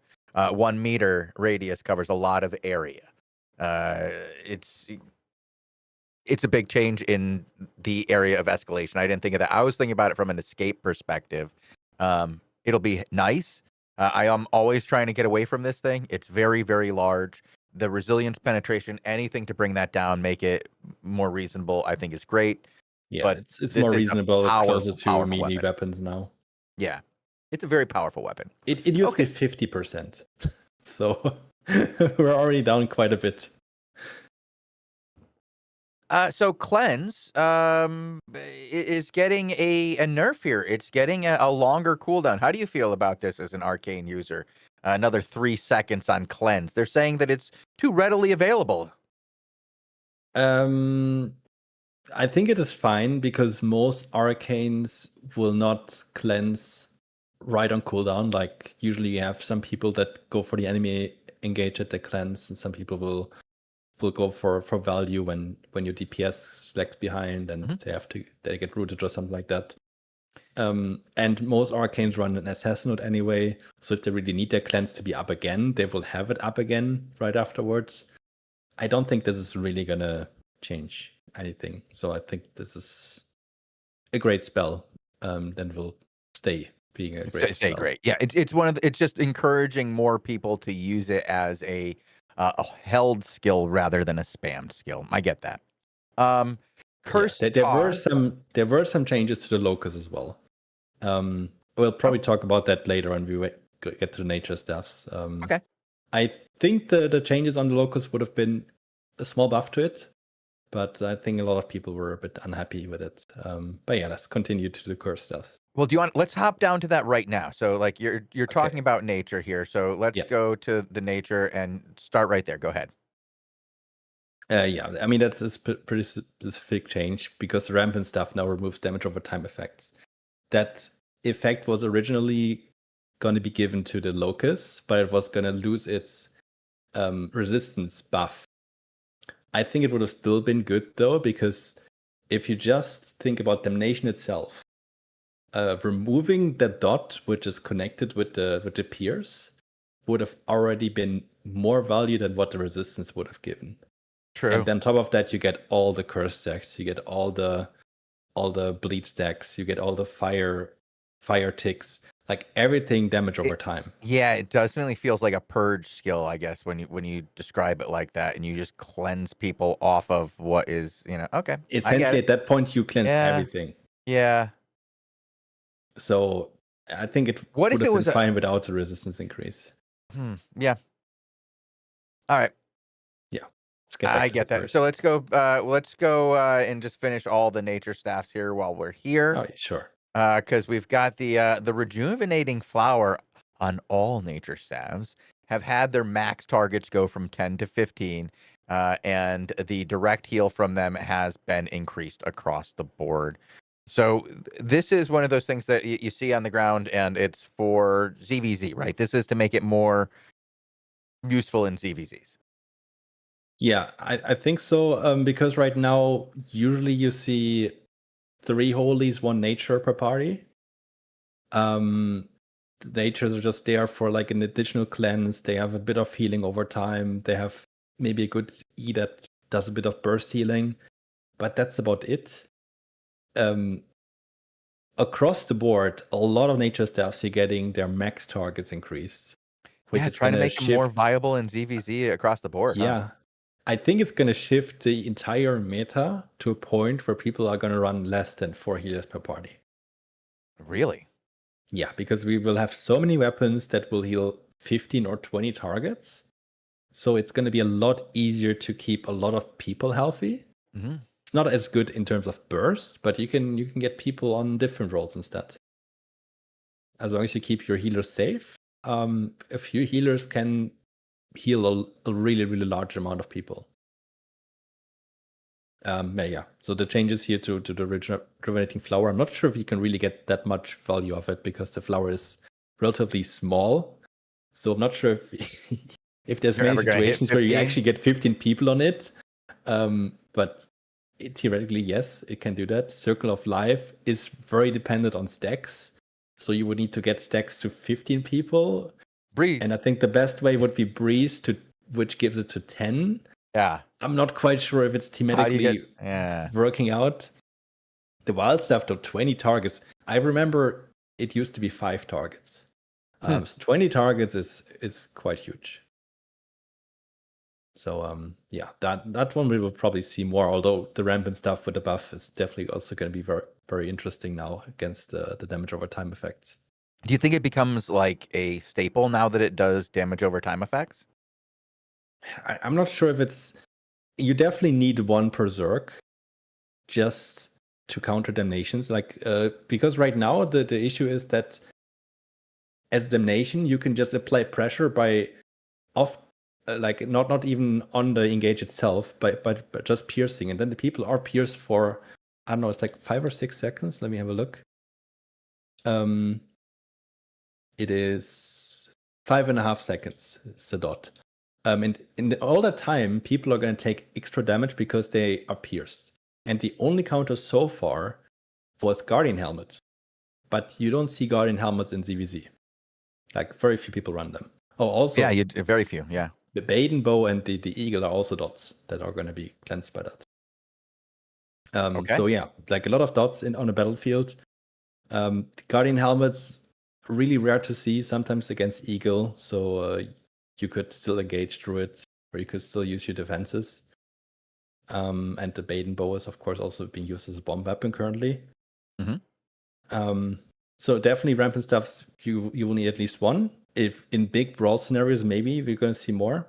I would probably also expect to see more wild staffs, potentially. But the big changes to healers are done on the holy side, I think. Well, I was going to say, let's talk about one of the dots real quick, because the cursed tar cooldown has been increased. Yeah. This is to reduce some of the constant spam, I guess, that you probably see over there in the ZVZs. The idea is to make more queues viable. I think that in ZVZs, though, just the way that the mechanic of tar works, it's just going to be the most viable one. In other areas, I've started to see more tar show up. I don't like tar in like 5s or 3s. In 3s, maybe in a lockdown comp, where you're trying to do something to lock people down, get them in the curse, and then blow them up. But I don't know. I'm fine with this. It doesn't bother me at all as a curse player. I think it's actually more dominant in the small scale, like in 1v1 up to like 10v10. Really? Yeah, it's used quite a lot, and it's very dynamic right now how people fight. But that way you can definitely force people into thinking whether they want to go through it if they want to get another stack, and it's easy to restack because you were able to do it every 4 seconds. In the ZVZ, I think it's not that important because focus fire protection will essentially remove any kind of damage that a curse dot could do. Since it's a ranged weapon, it doesn't have resilience penetration. You barely do damage with the curse dot in ZVZ. But in small scale, it's quite out there. It's really okay. All right. Well, I just don't run into it that often, I guess. So I'm glad to understand it now. Thank you for the explanation. Do you want to talk about the holy staves that you were going to bring up a moment ago? I see some people in chat discussing them, and we are kind of running out of time in the show. We're going to have to get through a couple of these and then end it. So yeah, let's talk about these holy staff changes real quick. Yeah. So the exalted stuff, not that big of a change. Just 3 seconds less cooldown on every single tier, depending how much IP you have.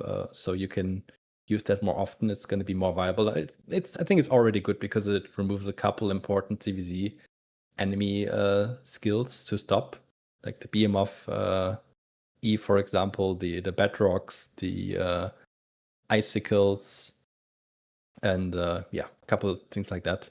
It's already being used, but maybe it's going to be used a bit more, or people have a bit more power with it. But the big changes to the fallen staff, which now heals 20 targets instead of 10. So another big ZVZ healing weapon that is now being super, super powerful, but it also applies damage immunity for 2 seconds.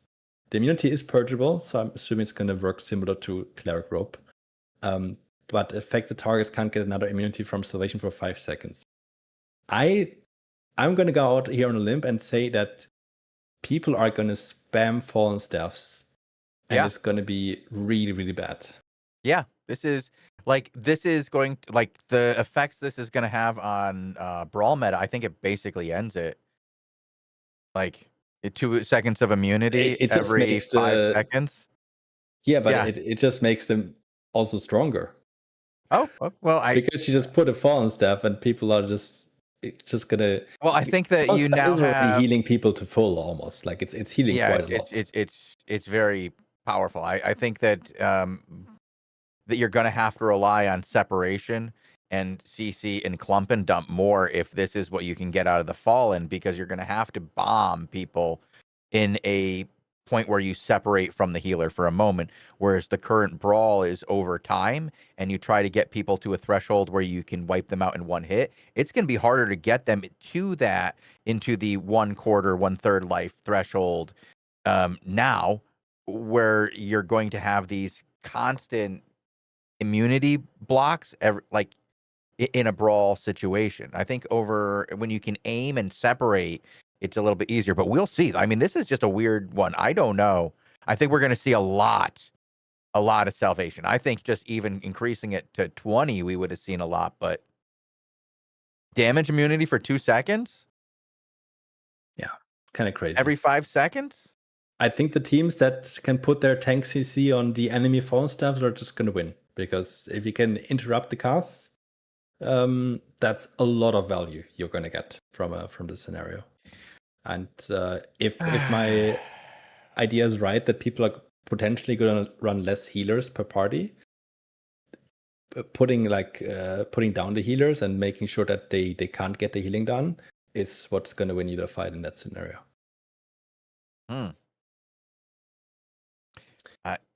A lot of people are having some comments about this. I see the damage immunity won't last. The damage immunity should scale with healing stat. This is going to be interesting.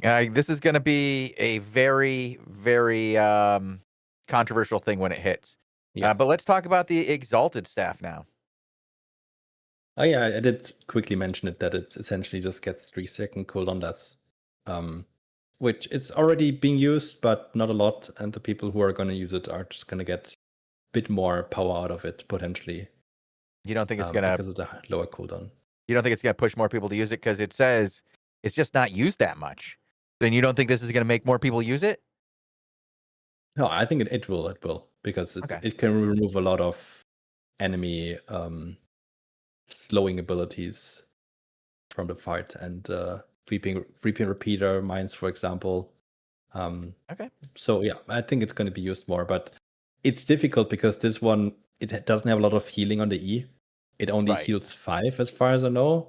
Yeah, and then you have all these other weapons that will now heal 15 or 20. Yeah. Well, this isn't really a healing stuff. This is it's more ground clear. Yeah, it's more support skill. It just does this bring this into more viable for support? Will you see more of them? I think after a certain threshold, you can bring one. I don't know how many groups are going to bring more than one. Maybe this is one of those areas where you said, one of the healers, you won't need as many. Maybe it becomes an Exalted staff. Yeah, but that one is not that good for group healing. That's the thing. No, it's not for the group. No, that's what I said. You said you wouldn't need as much. Instead, now you can bring an additional support player in the form of an Exalted staff who can also sort of heal in a pinch with their Q and W. With Qs and Ws. So you now get additional support skills, but because of all your additional group heal, you don't need as much, but you still want to have that flash heal while you're backing out and resetting and stuff like that. All right, let's say I think we got the daggers and the frost staff are the last 2 ones we have, and then we're gonna head out of here and get ready for our next show. The daggers, blood ritual on the demon fang is getting some more damage here, but it's going from self damage of 180 to 20% of your total health over 3 seconds. That's a lot. Yeah, but I believe the self damage, the number is not scaled. So the self No, that's damage the I'm base checking right damage. So now, it the does. demon thing on tier 8, it deals 345 physical damage over 3 seconds to yourself. That's Right. pretty much 20% of what people have. So I'm not sure if it's a buff or a I know, nerf on the self damage. They're Probably, saying they're yeah. saying it's a slight one, and I think that in certain builds it will be more than others. Oh, But actually, yeah, it's true damage, right? And this is physical yeah, damage, what I'm referring to. So it is definitely a nerf. So you take more self damage, but not crazy amounts. And you can just not use the third ability. You can just use it twice. and I And think what they're going yeah. with though is that the idea is to just make it more consistent across all armor types, because you were seeing builds where you'd have high HPs and you would be relying on just your ability to do a high amount of damage in comparison to your amount of health. You weren't really feeling a negative effect from it. So this, Yeah. I think, is specifically to stop like plate daggers and stuff like that. And then the Ring of Death on the Twin Slayers, the elapsed time before recasting recall daggers is now refunded. Yeah, Okay. that's essentially quicker cooldown after you've used them. Yeah, so it's always Because it didn't refunded. count the cooldown before. Yeah. All right. Now the last one here, the freezing wind to on the frost staffs. Freezing wind was used to root almost instantly. To make this interaction more interesting for both sides, there's now an increased delay on the root with more upside if you successfully hit. This increases the importance of aiming and positioning. So freezing wind, the damage was decreased, but the slow goes from 15 to 40% while they're inside the area, and after 1 second in the area, the player gets rooted for 2.5 seconds and takes an additional 50 damage, which brings the damage back to where it was plus some, and puts a pretty significant root on it if you can land it. Before it was this instant root, like you just aim and fire. Now you really have to aim it and position it where you want to put somebody in it, get them stuck in it, and then it'll go off and have a I much believe more significant. there was already a delay. Like, at least if I look in game, there's a 0.8 second delay before it roots. But it says they get gradually frozen. So I think you had less time to get out of it, like not the full 0.8. It was, yeah. Yeah.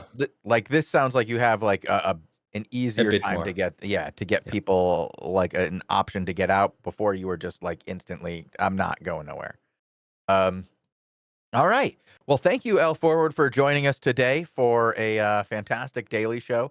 We do have El Pelotas up next. We'll be back in just a few minutes with him. We're going to run some ads, get ourselves set up behind the scenes, set up everything here. And then we'll be back with about an hour of depths gameplay. Where we'll be asking some questions about Albion, how he started streaming, when he got started in Albion, that kind of thing. And yeah, it should be a fun show. Yep.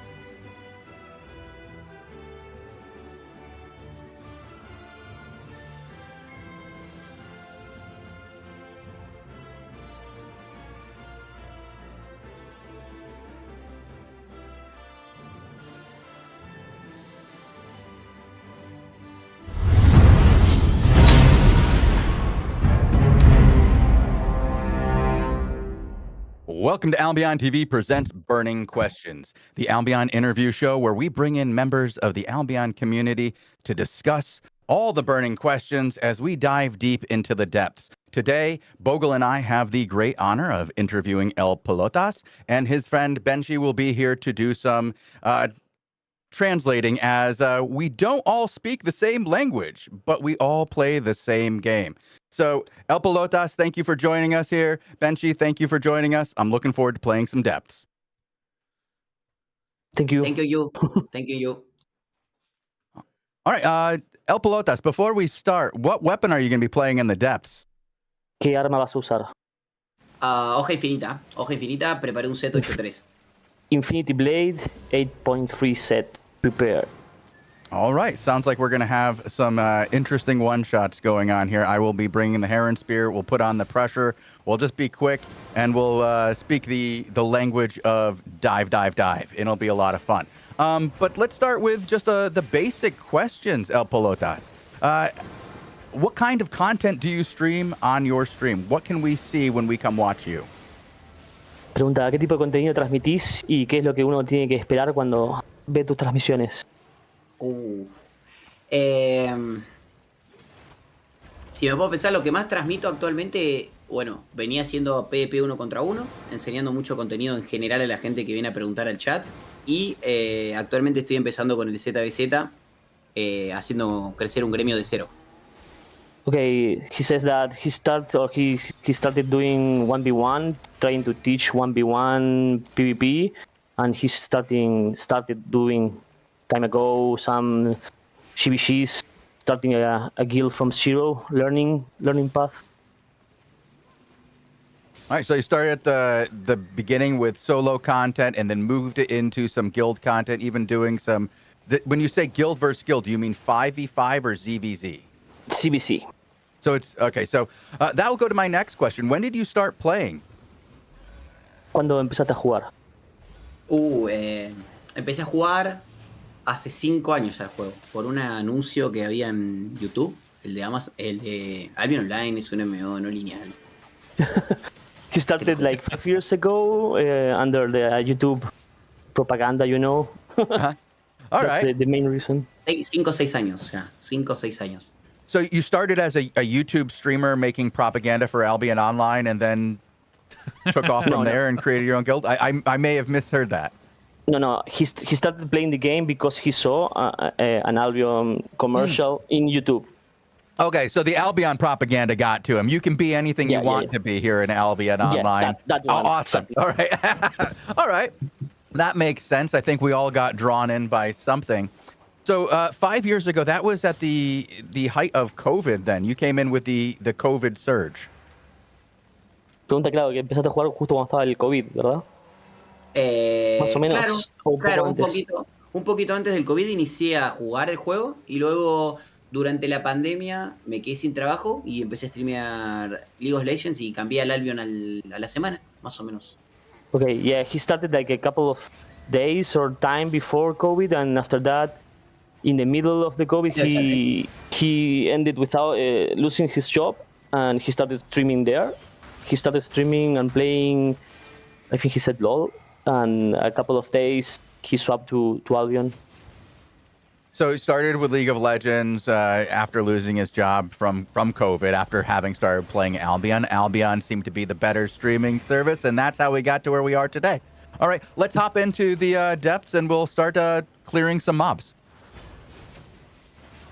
Bueno, dice que ya se pueden meter en las profundidades y empezar a matar bichos y lo que venga. All right, Okay. One kill is a one piñata, okay? Are you Piñata, the piñata? Wait, what's that is mean? a- What does that mean? We use the term batalla. piñata. Do you know when there's a birthday, that big balloon full of smack the hell out of it. Candy pops out of it. Yeah. We're loot pinatas. That's what I always think. I always tell these guys, the more time we spend in the depths gathering loot, we just turn ourselves into pinatas for other people because we never get out of here alive. Exactly. ¿Qué dijo? No, estaba explicando el término, que él decía lo mismo. Ok, bien. Sí, Two duos northwest. Contact north. Yeah, strangers northwest. Let's Yes. peel back away from this DPS here. Actually, we can probably kill this. Keep an eye on them and their health bars. Okay. Pues si no te salgo, avísame y te digo para si no interrumpo. We can Take a kill buff, Oh, take a wall. buff and, Wall. South and north. Yeah, see. and fight. We can go around here. Decile que si ganamos, decile por favor que si ganamos una completa hasta el máximo, al final tienen que gritar piñata para un video mío, por favor. Okay, he's saying that if you win all the fights until the end, you both have to shout piñata for a video. Okay, we'll do. Dicen que está bien. Oh, this guy's going hard. I like this. This is some aggression. Another group to our west. We sandwich Kara, west. They're incoming behind. Oh, they attacked me. Los atacan para Separate. atrás. They got me. Already dead. Fogel's already dead. Nah, not good. Nice. We already lost our healer. Vienen todos por mí, eh. I'm dead. I tried to survive. We lost him in the initial sandwich. Ok, siga, sandwich. I'll just die because we've lost our guys. Fui muy deep. Está traduciendo un traductor, un amigo mío, que me dio una mano. No soy traductor. No importa. Estoy jugando con Albion, con la gente de Albion. Que los I banean think entonces. watching it from outside, I think you all will need to play more defensive because you are the most wanted right now. Oh, okay. That's true. It's true. Dije que tienen que jugar más defensivo porque si los están viendo en stream solamente los quieren matar. Y sí. Eso So we seguro. just experienced something, very quick death there. I don't even think we're going to be able to get... Can we go back in? Does it let us go back in now? Yes, it is. Oh, the new update, patch 3. Patch 3 lets us back in. Thank God. Food check. Con Afraxu. Sí, tengo traductor y me está ayudando con esto. Preguntale si vamos a hacer algunas preguntas que el chat quería contestar. Quería respuestas el chat sobre algunas preguntas. Okay, he's asking if we can do like a QA session with some chat people questions they're asking. See, absolutely. But before we get to a question from chat, I got a question for him. What is his Albion welcome to Albion moment? What was that first death that you remember where you lost something that made you go, God damn it, Albion? Ugh. Okay. The furious Pregunta, moment of Albion.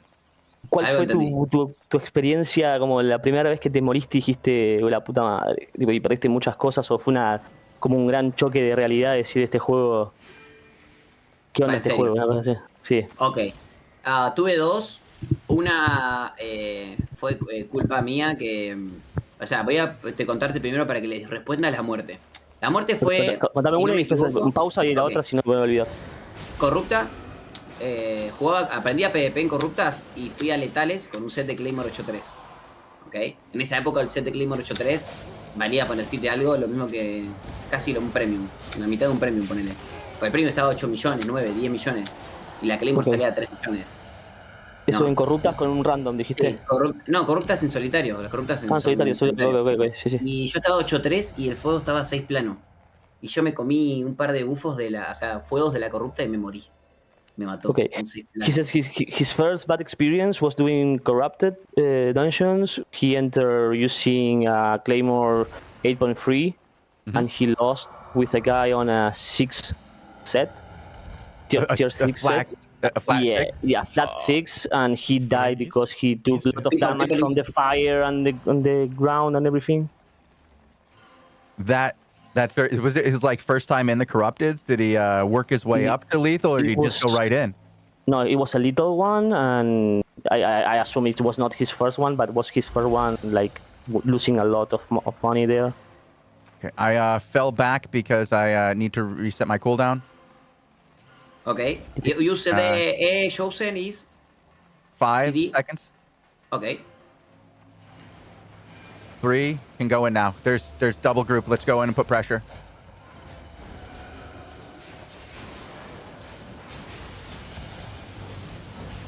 Hit back line. Killing. Yep.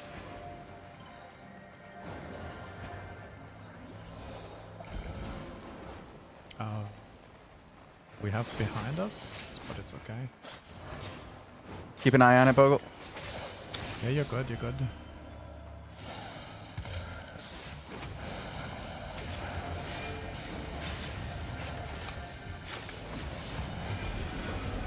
One down. We got that. Nicely done. Good catch. Oh, Yo, what? Oh, What? ni idea. how? All right, we gotta find Bogle. Take me to the resurrection shrine. All right, we got you. We're coming to get you. We're bringing you back.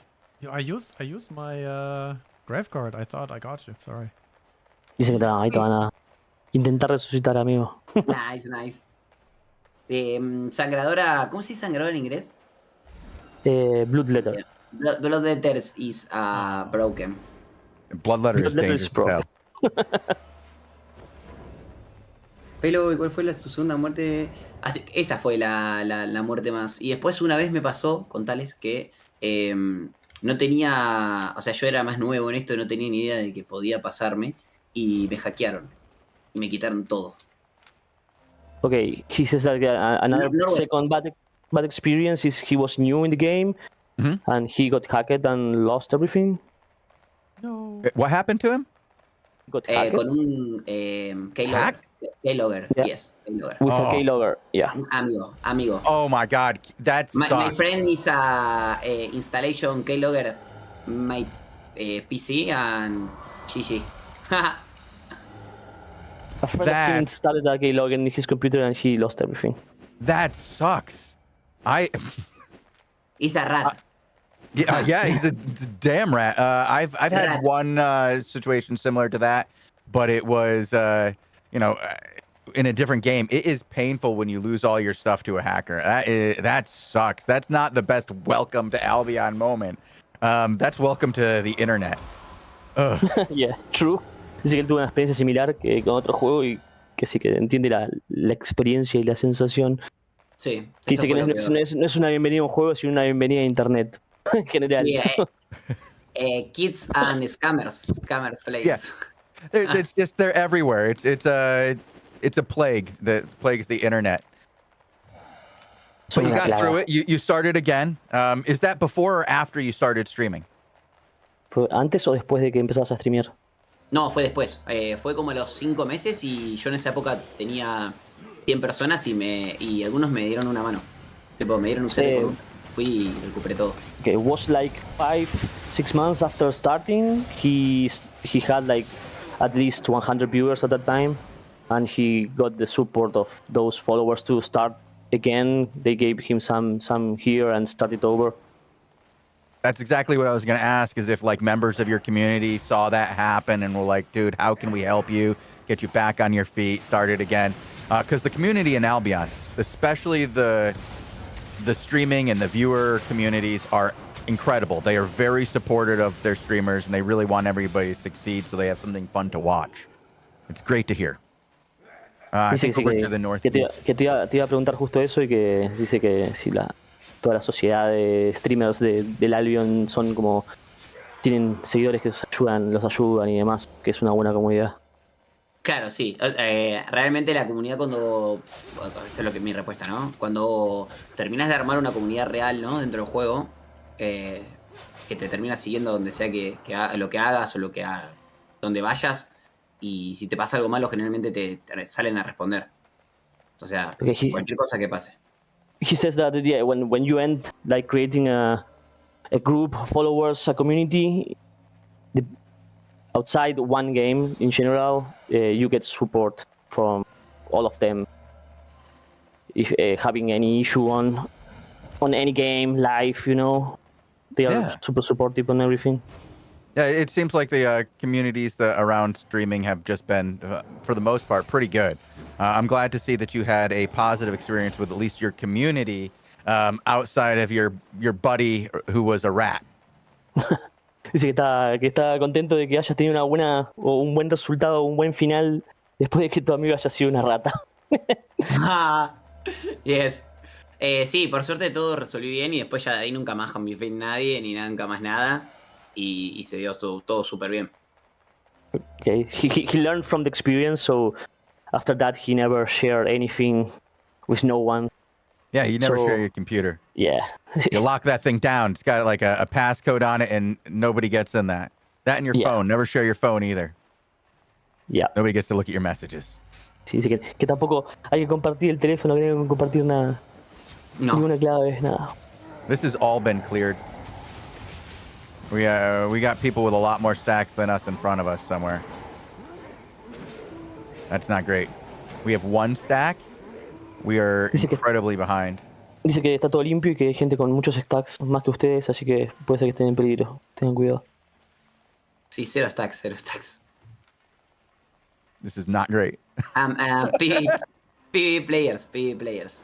Yeah, we're gonna have to go full skill. We're gonna just full skill on this one, guys. All right, I'm gonna go to the outside ring. Hopefully that has some spots that are open. I see one already.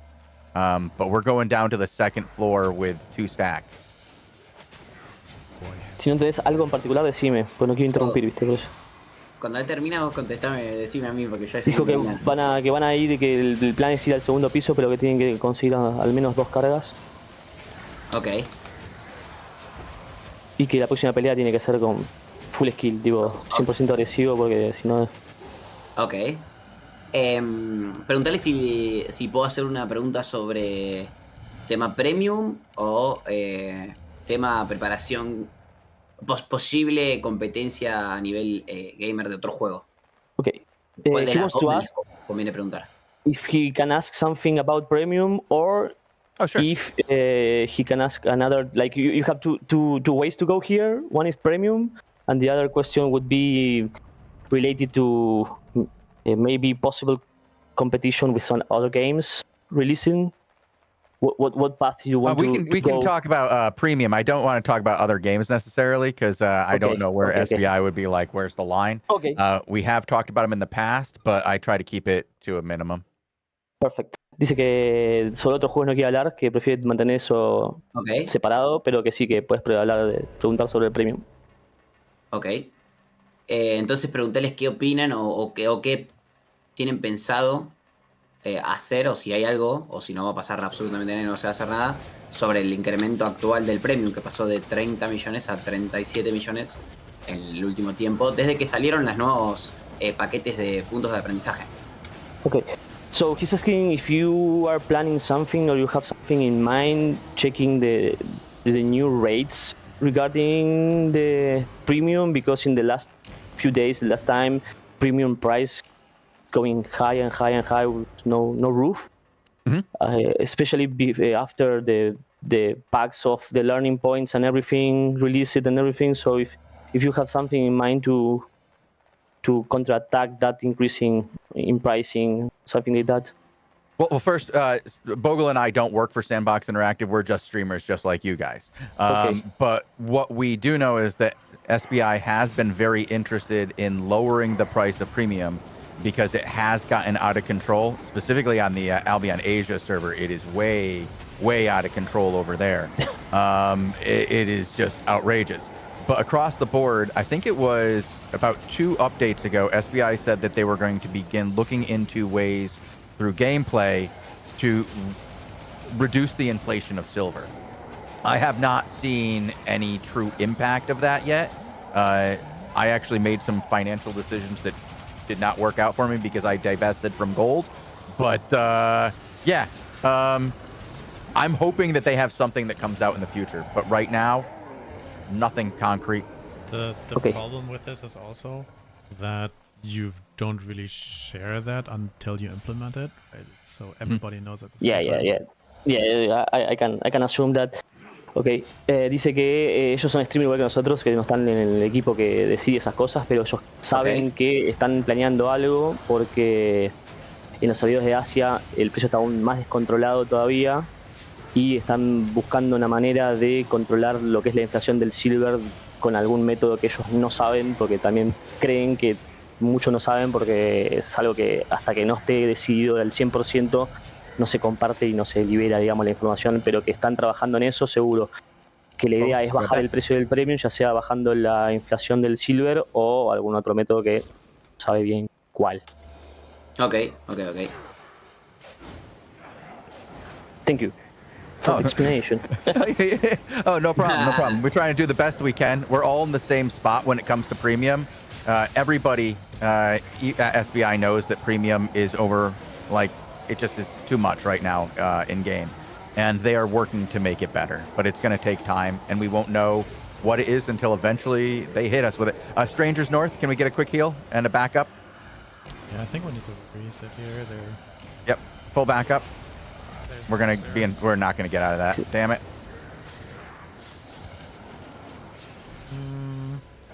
I will give you guys as much space as I can. We have pressure on the bow. Yep, bow is down. I might go down here too if I don't get help. Shit. Sí, esa Focus voice no down. ayudan. Nice. Bogle's down to mobs. They're both. Nice. I think I got him. I got him. Yeah. Nice. Okay. Okay. Ah. 1 minute. Nice. Oh, Woo. he's alive. One guy alive. 1 minute. Oh, where is he? Where is he? Kill me, kill me.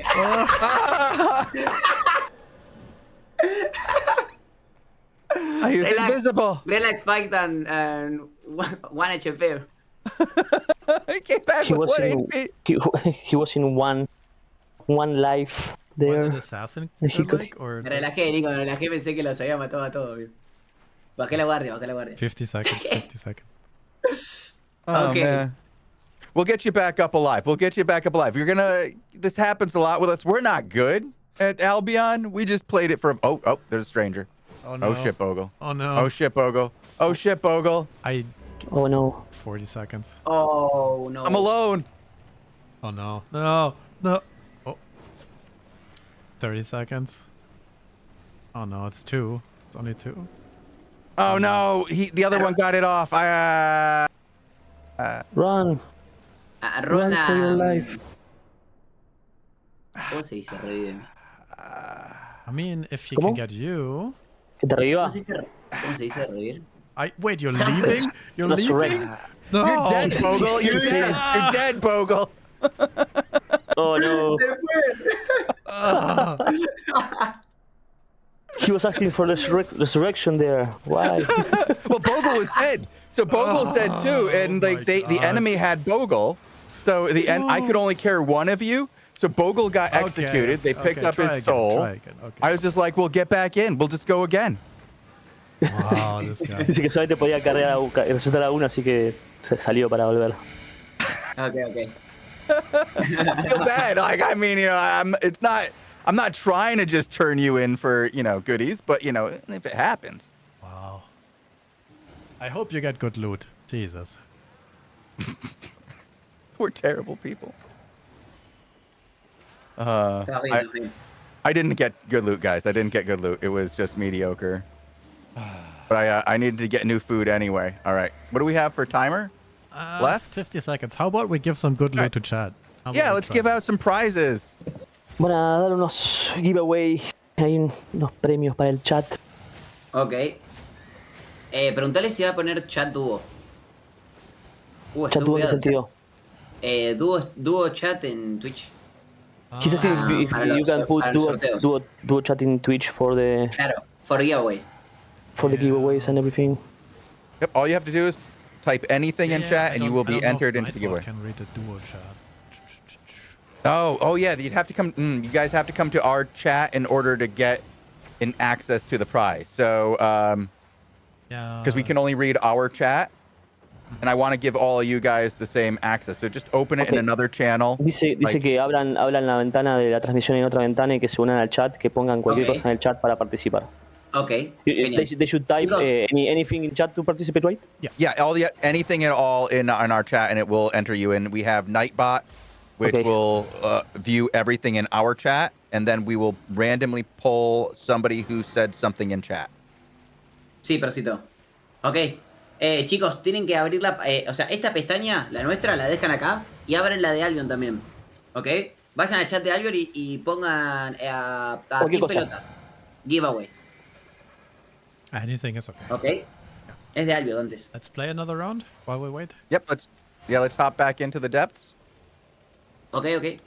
and we'll Yeah, let these come on. guys chat in chat, and then we will, like, in a few moments, we'll grab a couple of winners. We'll pull like 3 of them, Bogle. We got some extra codes, and these guys have been very good.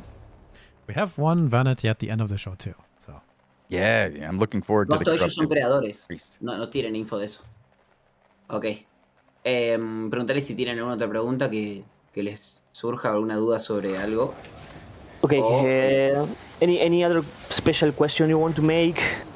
Yeah, Related so to something particular? what is your favorite kinds of content currently in Albion? What are you currently playing? What's your favorite stuff? ¿Cuál es tu contenido preferido hoy en Albion y cuál es qué es lo que más te gusta hoy transmitir y jugar, digamos? Y. No, o sea, actualmente el PvP 1v1 es lo que más me gusta. Es por lo que la gente me conoció en su momento. Actualmente ya no lo hago tanto porque no lo necesito hacer, pero creo que lo que más me gusta hacer es jugar 1v1. Y actualmente empecé a aprender a jugar en grupo, en Party ZDZ, pero por una cuestión de que entiendo que también está bueno poder implementar la sinergia, ¿no? Okay. Surwest, So- contact, Surwest. I will answer after the fight. Yep, thank you. Let's get this buff first. Is a rat. Okay, come get this buff first. Bogo, grab this buff.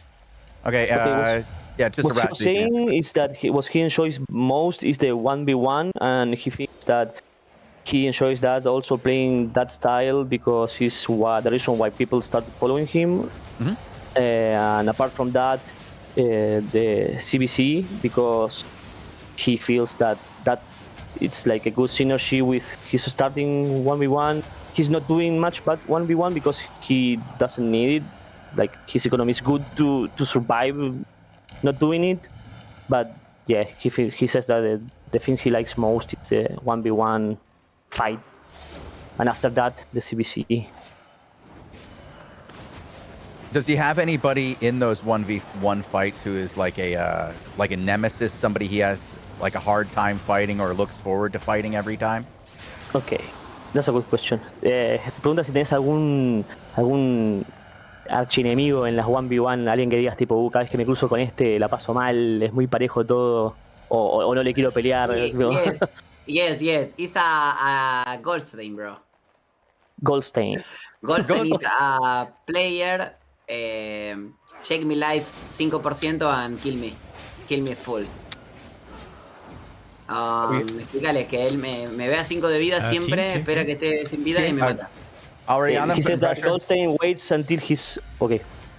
After fight. I'm already pressuring the healer in the back line. If you want to continue pressuring. ¿Qué dice? Presiona al healer del fondo. Si quieren seguir metiendo presión.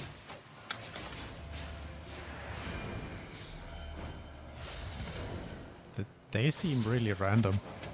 I don't know. Yeah, they seem like This team. yeah. What is happening?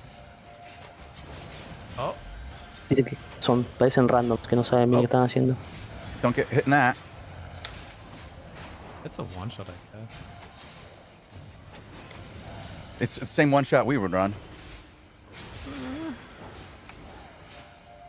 We are having a hard time getting this healer down though. Healer dead healer.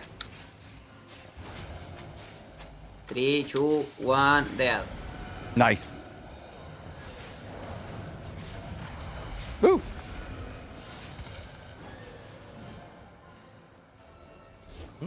Okay. You're squishy, sir. He's here. Very squishy. Oh. Let's go. Don't die the same way, please, Let's go. 2 times. Yeah, you can't do the same thing twice. Fool me once. No food.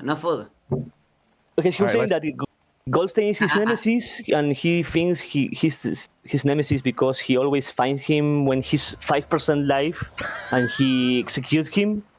Yosen, So- you no food, bro. Food. Oh, we got Zero three food. more down here. You don't have food. Oh, I don't have food? Dang it. There we go. Now I do.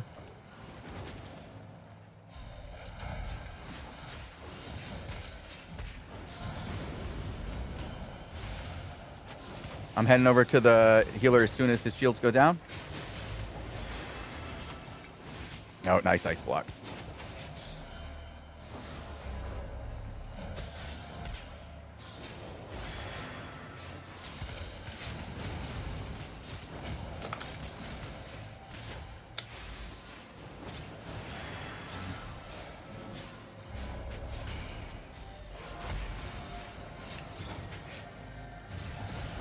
Dead. There we go. Now they're dead. Thank you. Thank you. Okay. Now we and look at this. They're right here at the flush. Perfect place. Right at the altar of greed. Don't even have to do anything. So easy. Thanks, guys, for bringing your corpses to where we needed them. I appreciate your hospitality. I want to ask, if you're so good at 1v1, what's your corrupted? Did you ever try to go high ranking, or did you not? Is that not your? Ok, dice, pregunta si crees que sos bueno y en el 1v1 si probaste ir a los ranked de Corrupted y todas esas cosas. No, o sea, si soy o no bueno no le puedo decir, decirle literalmente sí. No puedo aceptar si soy o no bueno, porque la comunidad creería que tengo mucho ego y que no rankeo corruptas porque la gente hoy en día solo corre dentro de las corruptas, no tienen habilidad como players, PvP. Okay. He never tried playing ranked. Okay, let's start the answer saying that he cannot say if he's good or not because he don't want to. So he doesn't want to play with that ego sentence or ego thing there. So he doesn't want to say that. But apart from that, he's saying that he doesn't play the corrupted ranked because people in corrupted usually only run, and there is no skill on the fight. So he's not playing that style just because of that. So you like open world more? Yeah. I see. Okay. That's always like the open world in Albion is pretty good right now. People are enjoying it since the Rogues update. It's good to see. He also said he was participating in ZVZ. Does he have a guild that he plays with that he's either running or calling for? I can answer that. Yes, his guild is Furia Nocturna. And he mentioned that it's kind of a new guild, so they are starting or they are focusing now doing that CPC. Okay. No, preguntaron qué guild tenés, que dijiste que estabas haciendo ZBZ, qué guild tenés. Sí. Y le dije que eso lo podía responder yo y les dije cuál era tu gremio. Ok, y ahora mismo estamos, creo que top 17 del servidor, con gente nueva. O sea, el 90% de los players son farmers. Farmers y PvP players que están aprendiendo PvP. Okay, he's saying that in this season they are ranked 17, he thinks. Not bad for a new guild. 17, that's damn good. Yeah, he's saying that the 90% of the people in the guild are new players or at least new at PvP, so they are all learning in the path. That's awesome. Going really good. Do you guys have like a guild that you're fighting against right now, or are you just fighting against anybody who's around? Okay, pregunta si tienen alguna guild o alianza con la cual estén peleando tipo más focuseado o más centralizado o pelean contra todo lo que venga. O sea, tenemos alianza, pero generalmente yo peleo todas mis peleas, la mayoría solo. O sea, si me ayuda la alianza... ¿Contra alguien en particular o contra cualquiera, lo que venga? Esa es la pregunta. Contra el que venga. Peleamos contra el que venga y generalmente, ahora no voy a dar nombre, pero no le voy a dar propaganda a la rata esta, pero peleamos contra lo que venga, contestales. Ok. Players. Yep, we got a player to the north. He's a rat. Yeah. Rat, yeah, I don't think we're going to catch... Oh, we might. He's made some mistakes very quickly. Dove into that one, bud. Thanks for the couple of orbs. I'll take it. Go turn you back in. Headshot. Yeah, one shot headshot. That was beautiful. Okay, related to the guild, he says he fights everyone, that they actually fight someone in particular, but he doesn't want to mention them to don't give propaganda to those rats. Don't give any credit to those. Any credit and fame. Yeah, so, they don't even deserve to have their name spoken on air. I like it.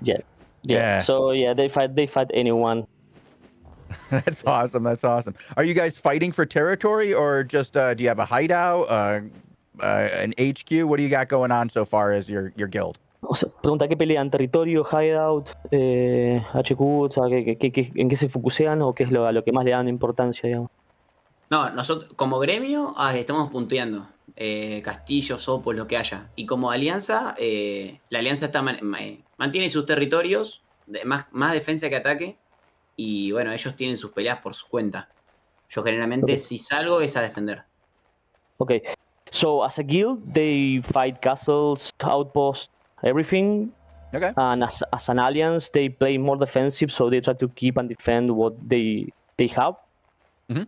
And if he has to join as a guild in any content, they usually defend. So that's kind of the focus at the moment. And what is your prime time? What's the prime time that he's playing at that with his guild? Ok, ¿cuál es la hora pico, el prime time de la guild en la que juegan para hacer ese tipo de contenido? Ok, del gremio jugamos todo el día, no hay un horario. Realmente desde que me levanto hasta que me voy a dormir por lo menos 50, 60 players hay. Y como gremio y como alianza, ahora hay 60. Como gremio y como alianza, a las 22 UTC/00 es como el horario donde tenemos que defender todos los territorios. Okay, so he says that as a guild, they play during all day. There's like at least 60 people online all day, so they don't have a specific time. But as an alliance and everyone, like especially content to defense and everything, they usually play like 22 p.m. UTC. That's kind of prime time for them. Not bad. I like hearing that you just have content all the time because you just have a very active guild. I hate hearing that guilds rely on that CTA mentality. I like it when you're just a community that plays, and when there's a time to do something, you just do it. That's cool. Dice que le parece muy bueno que no tengan un horario. Dice que no le gustan las guilds que solamente hacen CTAs y listo. Que le parece que está buenísimo que la guild tuya esté activa todo el tiempo. Claro, decirle que nosotros no tenemos un horario obligatorio. O sea, no hay horario obligatorio. No obligamos a la gente a macear ningún horario. Solo que pido que a la gente que está a las 22 y pueda pelear, ayude. Okay, he says that he doesn't force anyone to play at any specific time. But if there is any content at that prime time that they have, the only request he has to the people is to help and collaborate on that content. Like if you're on and like be there for it. Like it's not mandatory to be on, but if you're on, it's mandatory to participate in the content to defend. Yeah, exactly. Yeah, that's fine. Yeah, that's cool stuff. Let's just clear this last one and then we'll hit the next floor. Okay. I want to know one thing. If you can change one thing about Albion, what would it be? Si pudieras cambiar algo de Albion, ¿qué sería? Chat, si podemos cambiar algo de Albion, ¿qué sería? I think no one is prepared for that question at the moment. There's so many things. Yeah, I got a list. He's asking chat, you know. Can I change 100 thing? No. Just one. I hear it fighting to our west. Let's go south. I think the door is this way. Let me change the question. What would you change? Let's start from there. Oh, what would I change? That's easy. I'd fix 5v5s. Crystal Arena needs to be fixed. It needs an MMR. It needs real ranking. It needs to be valuable for people. Okay, yo le pregunté ahí qué cambiarían ellos y me dijo que cambiaría las Crystal Arenas, que las balancearía y haría que fuesen efectivas. Healing. I'm worried about myself.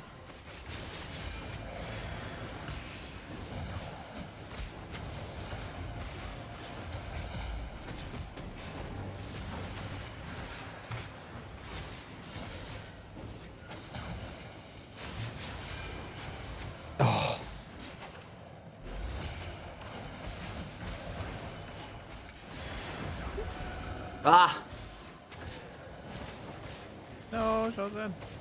Yeah, it's the imp, man. Those imps are real tough. The imp is really broken. That's something to fix, you know? Yeah, there we go. We can add the imp to the list of things we want to have fixed. The imp. Broken one-shot combo. Yeah. Okay, we have time for one more entry into the depths. But before we do that, I do want to pull another round of giveaways because everybody did show up in chat. I see lots of people in chat. Would love to give out 3, maybe 4 codes, Bogle. You got this? I already drew just a few while you guys were talking, so I'm... the people who won need to whisper the Albion Online account. I will tag you in chat. And then message the Albion Online account. And then we can draw another round. ¿Qué dijo? Están hablando de los drops, que la gente que ganó tiene que wispear a la cuenta esa de Albion Online y les van a dar las instrucciones de cómo recibirlos y canjearlos. Ok. Contestando la pregunta de qué cambiaría de Albion, a nivel jueguito, o sea, dentro del juego creo que dejaría un poquito más... no cambiaría nada, tal vez, de si el juego no tiene tantas cosas que estén mal, pero sí que dejaría un poquito más en claro el inicio del juego, ¿sí? El tema tutorial, siento que el tutorial debería de cambiar, pero montonazo, para que sea más instructivo para la gente nueva. Y después dejar bien en claro, por ejemplo, el trash rate, el porcentaje de trash rate tiene que estar en algún lado, tiene que estar todo bien detallado. Siento que al juego le falta detalles. Que si no tenés una curva de aprendizaje que venga de otro juego o algo por el estilo, es muy difícil arrancar con Albion. Okay, he says that something he wants or he thinks it needs to be improved or changed is the tutorial at the beginning needs to be more complete and be more, how do you say, friendly for new players. So he thinks that tutorial, if you don't come from similar games with previous experience on something related or similar, it's tough. Start from zero. Yeah. I'd like to see it be a tutorial that splits into 3 areas and then leads you down those areas pretty far before just abandon you. I'd like to see a crafting tree-like path, a adventure tree path, like for PvE, and then a PvP path. Now, they're already technically there, but it just leads you to the journal. I'd like it to walk you through those things. Like if you choose PvP, it says, okay, here are some non-lethal forms of PvP you can do. And let's show you on the journal where you get rewards for those 3 or 4 different non-lethals and guides you through that and then sends you to do the next thing or the next thing. I agree that it kind of abandons you. It doesn't quite take you to the city. It needs to take you to the city. It needs to take you to PvP. It needs to teach you the very basics of PvP. Ya. Porque dice que él dividiría el tutorial lo dividiría en 3 grandes ramas. Una sería el crafting, otra sería el PvE y otra sería el PvP. Dice que hoy en día está todo unificado, que está todo ahí, pero que está todo en el journal ese donde está todo mezclado y no hay ninguna como guía más práctica donde te indique tipo cuáles son el PvP, no sé, que no dropea, el que dropea, a dónde ir, a dónde unirte, dónde craftear, qué tocar, qué hacer.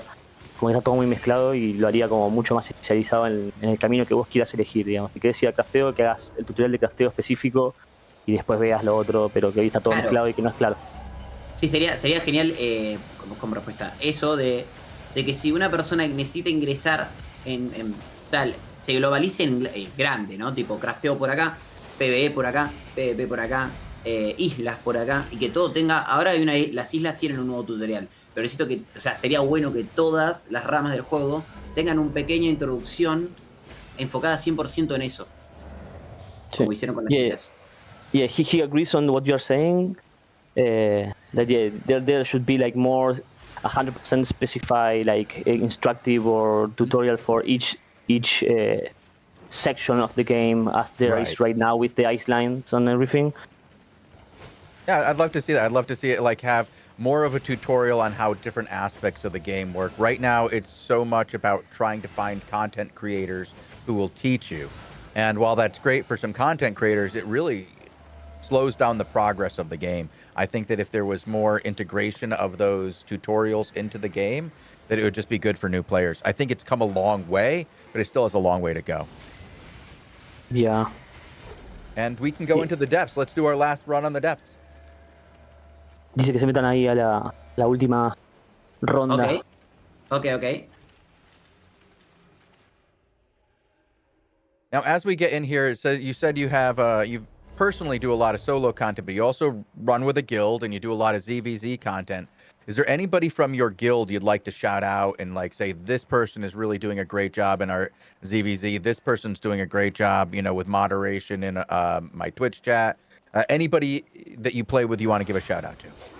Dice que si tenés a alguien de la guild que quieras que sea necesario mencionar o mencionar o comentar que digas tipo esta persona la verdad que en la guild me ayuda un montón o moderador en mi Twitch me ayuda un montón, alguien así como de... No, decirle que para mí sería un compromiso muy grande de marcar a uno. A nivel gremio me ayudan un montón, todos, muchos, diríamos, no todos, pero muchos. y que como creador de contenido, mis moderadores realmente no los... O sea, mis moderadores tienen el rango de moderador por ser, no hacen más nada. Tengo un chico que se llama Kirito, que podríamos saludarlo a él, que es una persona que siempre me ayuda a nivel, no sé, donaciones en el canal, termina resolviendo un montón de cosas de la guild, es moderador, tiene de todo, tipo, me ayuda económicamente y también a nivel estructura, gremio y stream. Okay, he says that he can't pick anyone specifically in the guild because everyone helps in some kind of thing or task, so they are kind of good as a team, and in that point, and in Twitch or on that section, all his mods are good. He cannot pick one, but it's one specific guy that he wants to mention, but I didn't hear the name. ¿Cómo es el nombre del que querés mencionar? Kirito. Kirito? Sí, Kirito. Kirito? Yeah, Kirito, yeah. Yes. Congratulations. You are the one person this guy's going to shout out because you do that much. You're that important to this guy's guild and his operation. Well done, sir. Y lo felicitar. Lo gritaron a Kirito, alguien clipé. One clip felicitation and Kirito chat. Clip. Thank you. You're welcome, man. I'm glad that you got to shout out your buddy, especially if he's doing so much for your guild. It's great to have people who really make this game a place you want to show up. I think there's one other person I gotta shout out here because this guy's been doing a great job. Benji, you've been doing fantastic today, man. Thank you so much for being here and translating this interview. I don't think we'd be able to do it without you. We really appreciate it. No problem. Trying. ¿Qué pasó? I'm trying. Thank you. No, me agradeció a mí por la traducción y demás, que estoy haciendo un buen trabajo, pero... Qué bien. I hope it was clear for the people watching, you know? Hey, I understood what was going on. I'm pretty happy. I'm just doing this as a collaboration. So yeah, you're just a dude who's, plays with him, right? And you're like, hey, does anybody in my community speak English and want to help me out here? I need to do an interview. And you're like, yeah. My mother forced me to study English when I was a small kid. Well, then you got to give your mom a shout out so you can say, hey, Mom, I'm on TV. That's for Thanks sure. to you teaching me, making sure I learned English. I'd never have been on Albion TV if you didn't make me learn English. Yeah. I always do.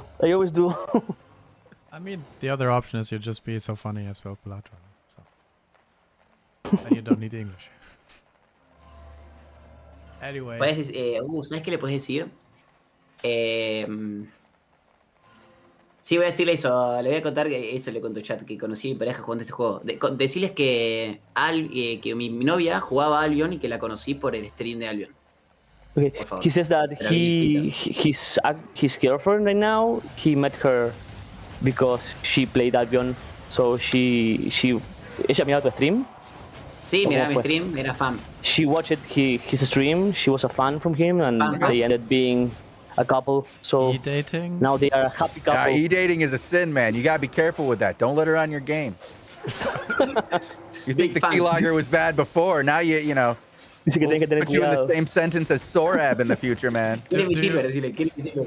Do you know the history of Albion? He says that she has his silver. Or his silver is under Oh no. her domain. Oh, no. Yes, estamos hace 8 meses. 8 months of relation. Well, congratulations. That's awesome. I love to hear it. Successful e-dating. Guys, this is not relationship advice. This is just for entertainment purposes only. Remember that.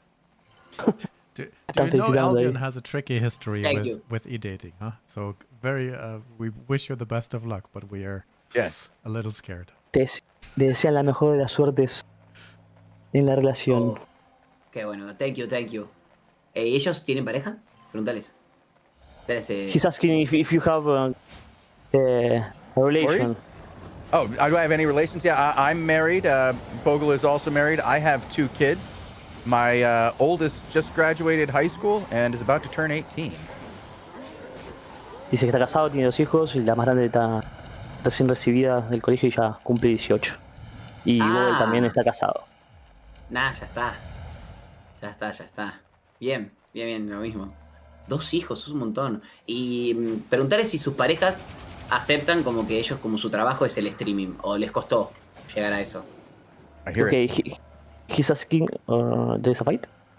Yeah, well, you can ask the question. I don't see the guys yet. We have He's time. asking if you're a couple at the moment, like, how do you manage, or how does she manage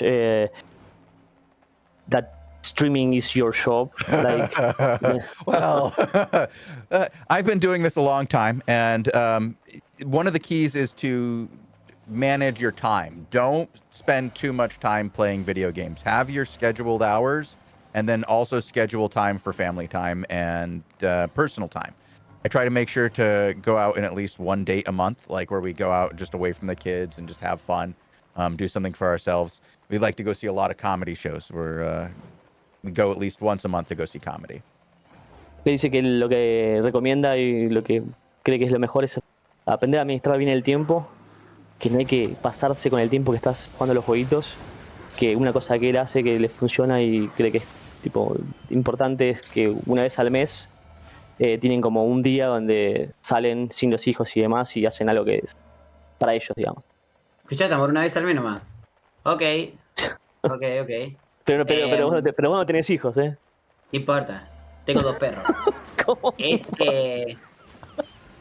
Es una buena estrategia decirle que primero que es una muy buena forma de compartir ese rato y que la tendré que poner en práctica.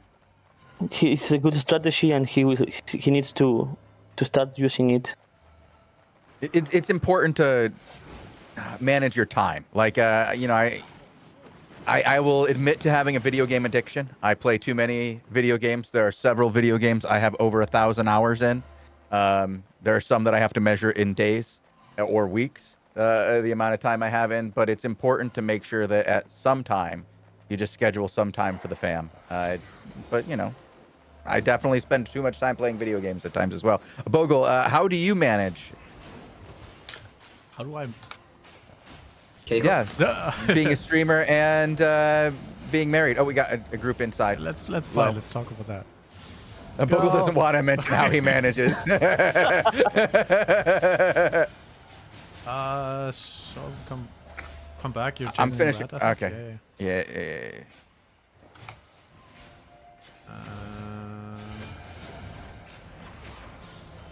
I turn on me now. Okay. I run. We got the healer down. Half. He's burning. He can't heal. Eric on me. Got him. There. Nice. You're good.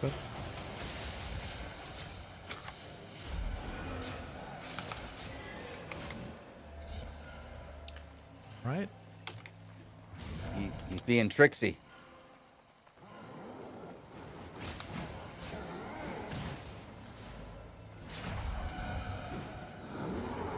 Well played. Nice. But yeah, I have the same advice. Yeah. Video games are Le preguntaron a fun, Bogle, but, find the a time. Bogle- Find the time. a Bogle qué opinaba él de cómo administrar la cosa. Dijo, mejor yo prefiero no hablar del tema, pero te doy el mismo consejo, que administrar el tiempo es lo más importante. Ok.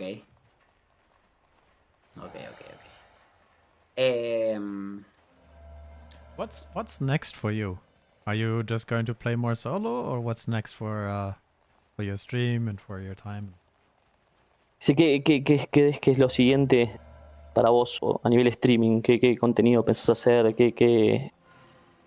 qué crees que te vas a empezar a focusear o darle prioridad a la hora de stream? ¿Tienes algún plan respecto a eso?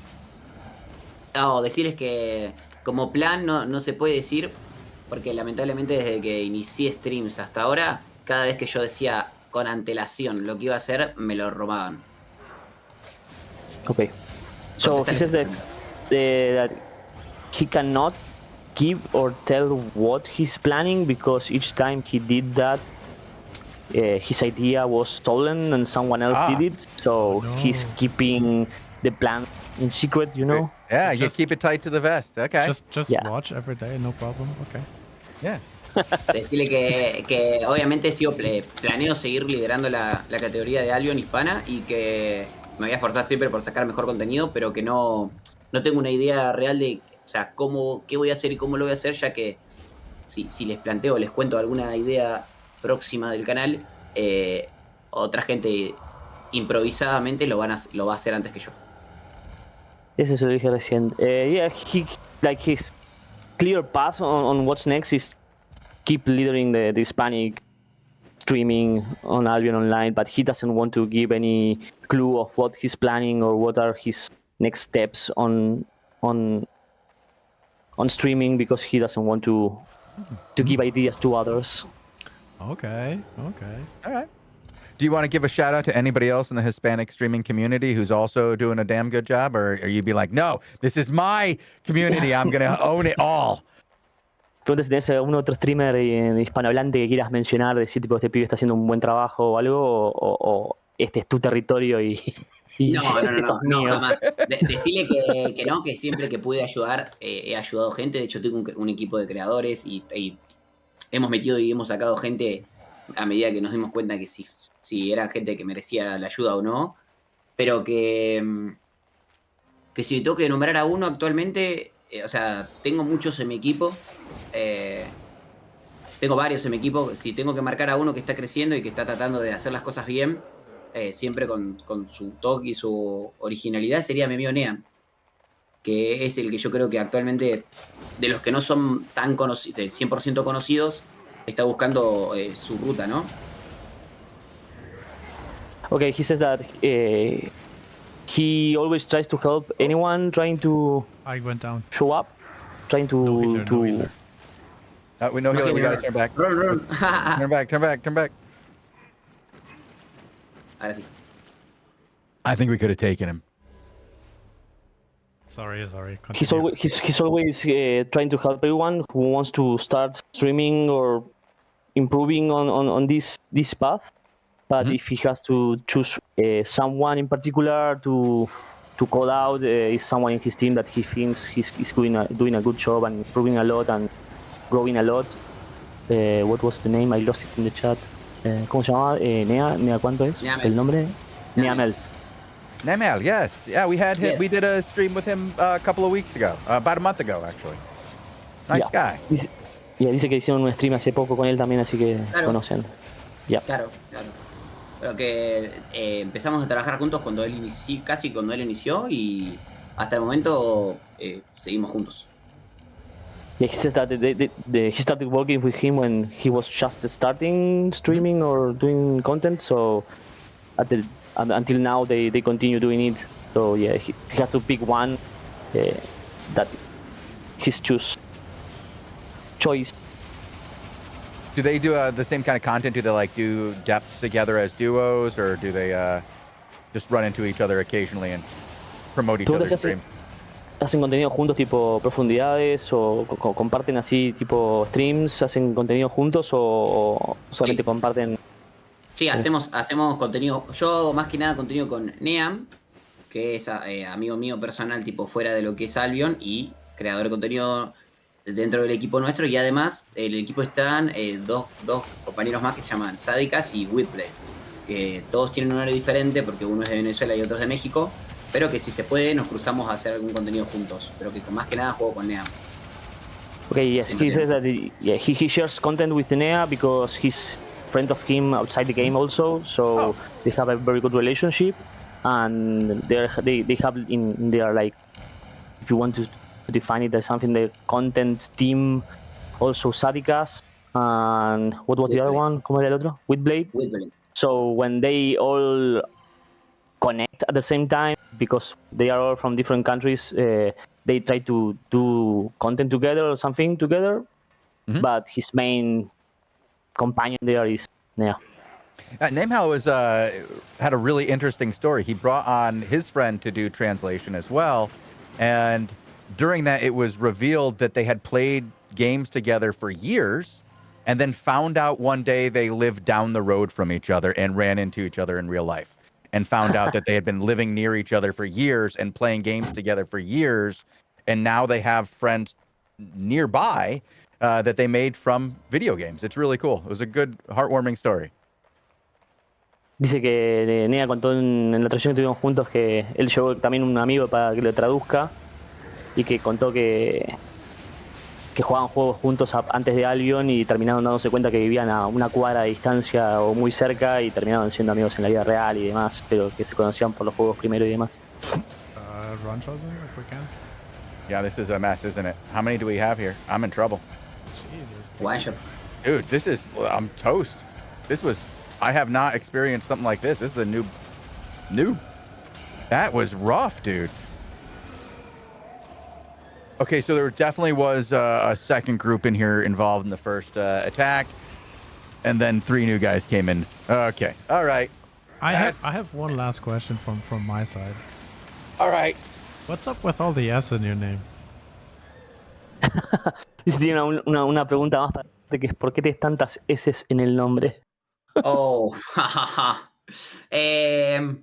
Explicarles que cuando yo creé mi nickname, que tiene una anécdota larga y tal vez no tan entretenida para ellos de contar, existía ya el Pelotas con una S en otro juego que se llama Fortnite, y luego yo adopté el con 5 S porque al haber puesto con 1 y no existía, o sea, ya no está disponible, con 2 no está disponible, con 3 no está disponible, solo toqué la S y se dio que justo se dio 5. De ahí en adelante en todos los juegos me puse el Pelotas con 5 S.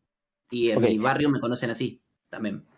Okay, he said that when he tried to create the account, actually in doing like some back in time in Fortnite game, he tried to use El Pelotas with one S, and the name was taken. So he tried with 2, was taken. He tried with 3, was taken. He tried with 4, taken, and he ended having 5. So after that, he started using with 5S in all games. Now everyone in his neighbor know him with that nickname, so he keep it in that way. That's pretty good. It's really hard to pick a name in Albion at the moment. You know, every name is taken, so it's hard. So Well, that's why it's so funny when the new servers started and you'd see names like Fred and Bill and like, where did these names come from? You know, like it's great to see the new servers, but yeah, on the original server, it is dreadfully hard to find a name. But I want to thank you both for being on. This was a fun interview. I really enjoyed it. You guys did a great job. I know there's a language barrier, but you guys did a fantastic job overcoming that barrier. Thank you so much. It's been a blast. No problem. Bueno, dice que gracias por la entrevista, que la pasaron bomba, bien, se divirtieron. Y nada, eso. O sea, gracias a ellos, primero que nada, decirles que gracias por la oportunidad. Que nada, que si tienen alguna otra pregunta pueden hacerla. Y que si falta algo o necesitan algo, que me pregunten, que acá estamos. Vamos a ir jugando un rato más. Okay, he said that thank you first of all. And if you have any question or need anything else, you can just talk to him. He will reply, he will answer. So anything you need, he's welcome to help, collaborate, and everything. Awesome. We are hoping one day to do some Spanish streams on here of some kind because we'd like to get more involved with the community. We know that this is not just a one language fits all world, so we want to branch out eventually. We'll keep you guys in mind and reach out and try to do some more content with you because we think it would be a lot of fun. You've been a great interview. It's been a lot of fun. But before we go, we have one more thing we got to do, Bogle. Yes. Important giveaway. Last one. Vanity. So how do we do this? I think we need to make sure that everybody is putting a message in the Albion Online chat right now. Van a hacer un último giveaway, así que interactúen todos con el chat para participar. Eso dice. Y anterior a eso dijo que van a intentar hacer más contenido con gente de habla hispana que consideran que es muy útil y ayuda a la comunidad, que hay muchos jugadores buenos o importantes, así que nada, que solamente te tengan en cuenta para futuras decirles que transmisiones y demás. Como último que sí, que realmente pasa muy seguido que como no tenemos el mismo idioma, es muy complicado conectar y que siento que a la comunidad hispana a veces, que es mi opinión, ¿no? Que no siento que sea, capaz, tal vez no es lo real, pero a veces nos dejan bastante más de lado, aunque tal vez no lo hacen a propósito, pero sí pasa que todo nos llega tarde. Okay. Pelotas is saying that he also thinks there is a language barrier that everyone needs to start like moving out. So he's glad to collaborate and participate on all the streams or projects you have in the future. So yeah. Absolutely. Like I said, we're trying to expand. It's been a slow process. It's something we've tried to do in the past, and as we've had community managers that are more open to branching out into other languages, it's really made this much easier, and we're hoping to do more in the future. But thank you guys so much, and we definitely want to do more. Bogle, do you want to explain again how everybody gets into the raffle, and then Benji, you can explain again in Spanish, and then we'll pull the raffle for the giveaway. Last chance, go to the Albion Online Twitch channel, type something, and then we will draw the vanity skin in about a minute. And that's it. You just need to really say anything. Okay, Are you going to stream more after this? Should we raid you? Yeah, we're going to raid him. Okay. Pregunta, ¿vas a seguir streameando, no? Después de esto. Sí, yes. Okay. Yes, he's going to continue streaming. Y para la gente del chat, si no entienden inglés, dicen que hay que comentar cualquier cosa en el chat para poder participar.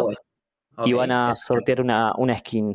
Chat, pongan Team Pelotas, lo que quieran en el chat del stream de Albion, que van a regalar giveaway a skin. Giveaway skin. En el otro. Pelotas, lo que quieran, algo con pelotas. Lo que se les ocurra. En el stream de Albion. All right. Looks like people are starting to fill up in here. We'll give it a few minutes. Again, thank you guys for watching. It's been a blast. We will be back again tomorrow at 14 UTC with an Albion Asia War Report. We have Legendary Castles on Saturday. It's always fun to do those. Then at 18 UTC, we'll be here with the Albion Europe War Report. Again, Legendary Castles. Followed by, we have 2 hours of depth content with Tazik. He hasn't been on in a while. I'm looking forward to seeing how he does.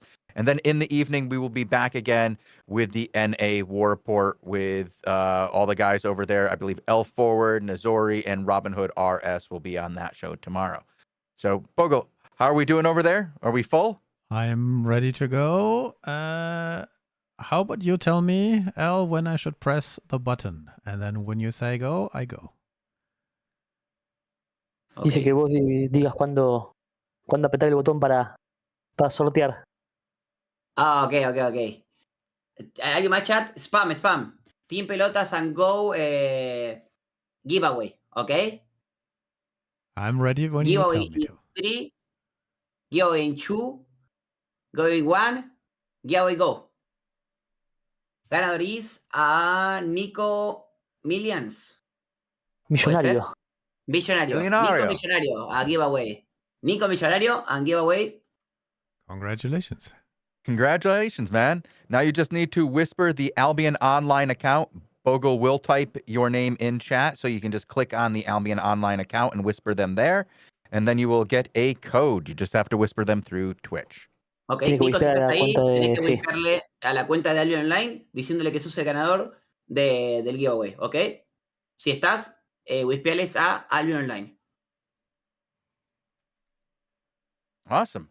All right. Well, okay. Thank you very much. We're going to end our stream here, and we're going to go raid you in just a few moments. Again, it has been a blast. El Pelotas, thank you so much. I'm looking forward to having you on again, even if we just hang out and do some 20s or something. We hang out with people and we do deathmatch. It's a lot of fun.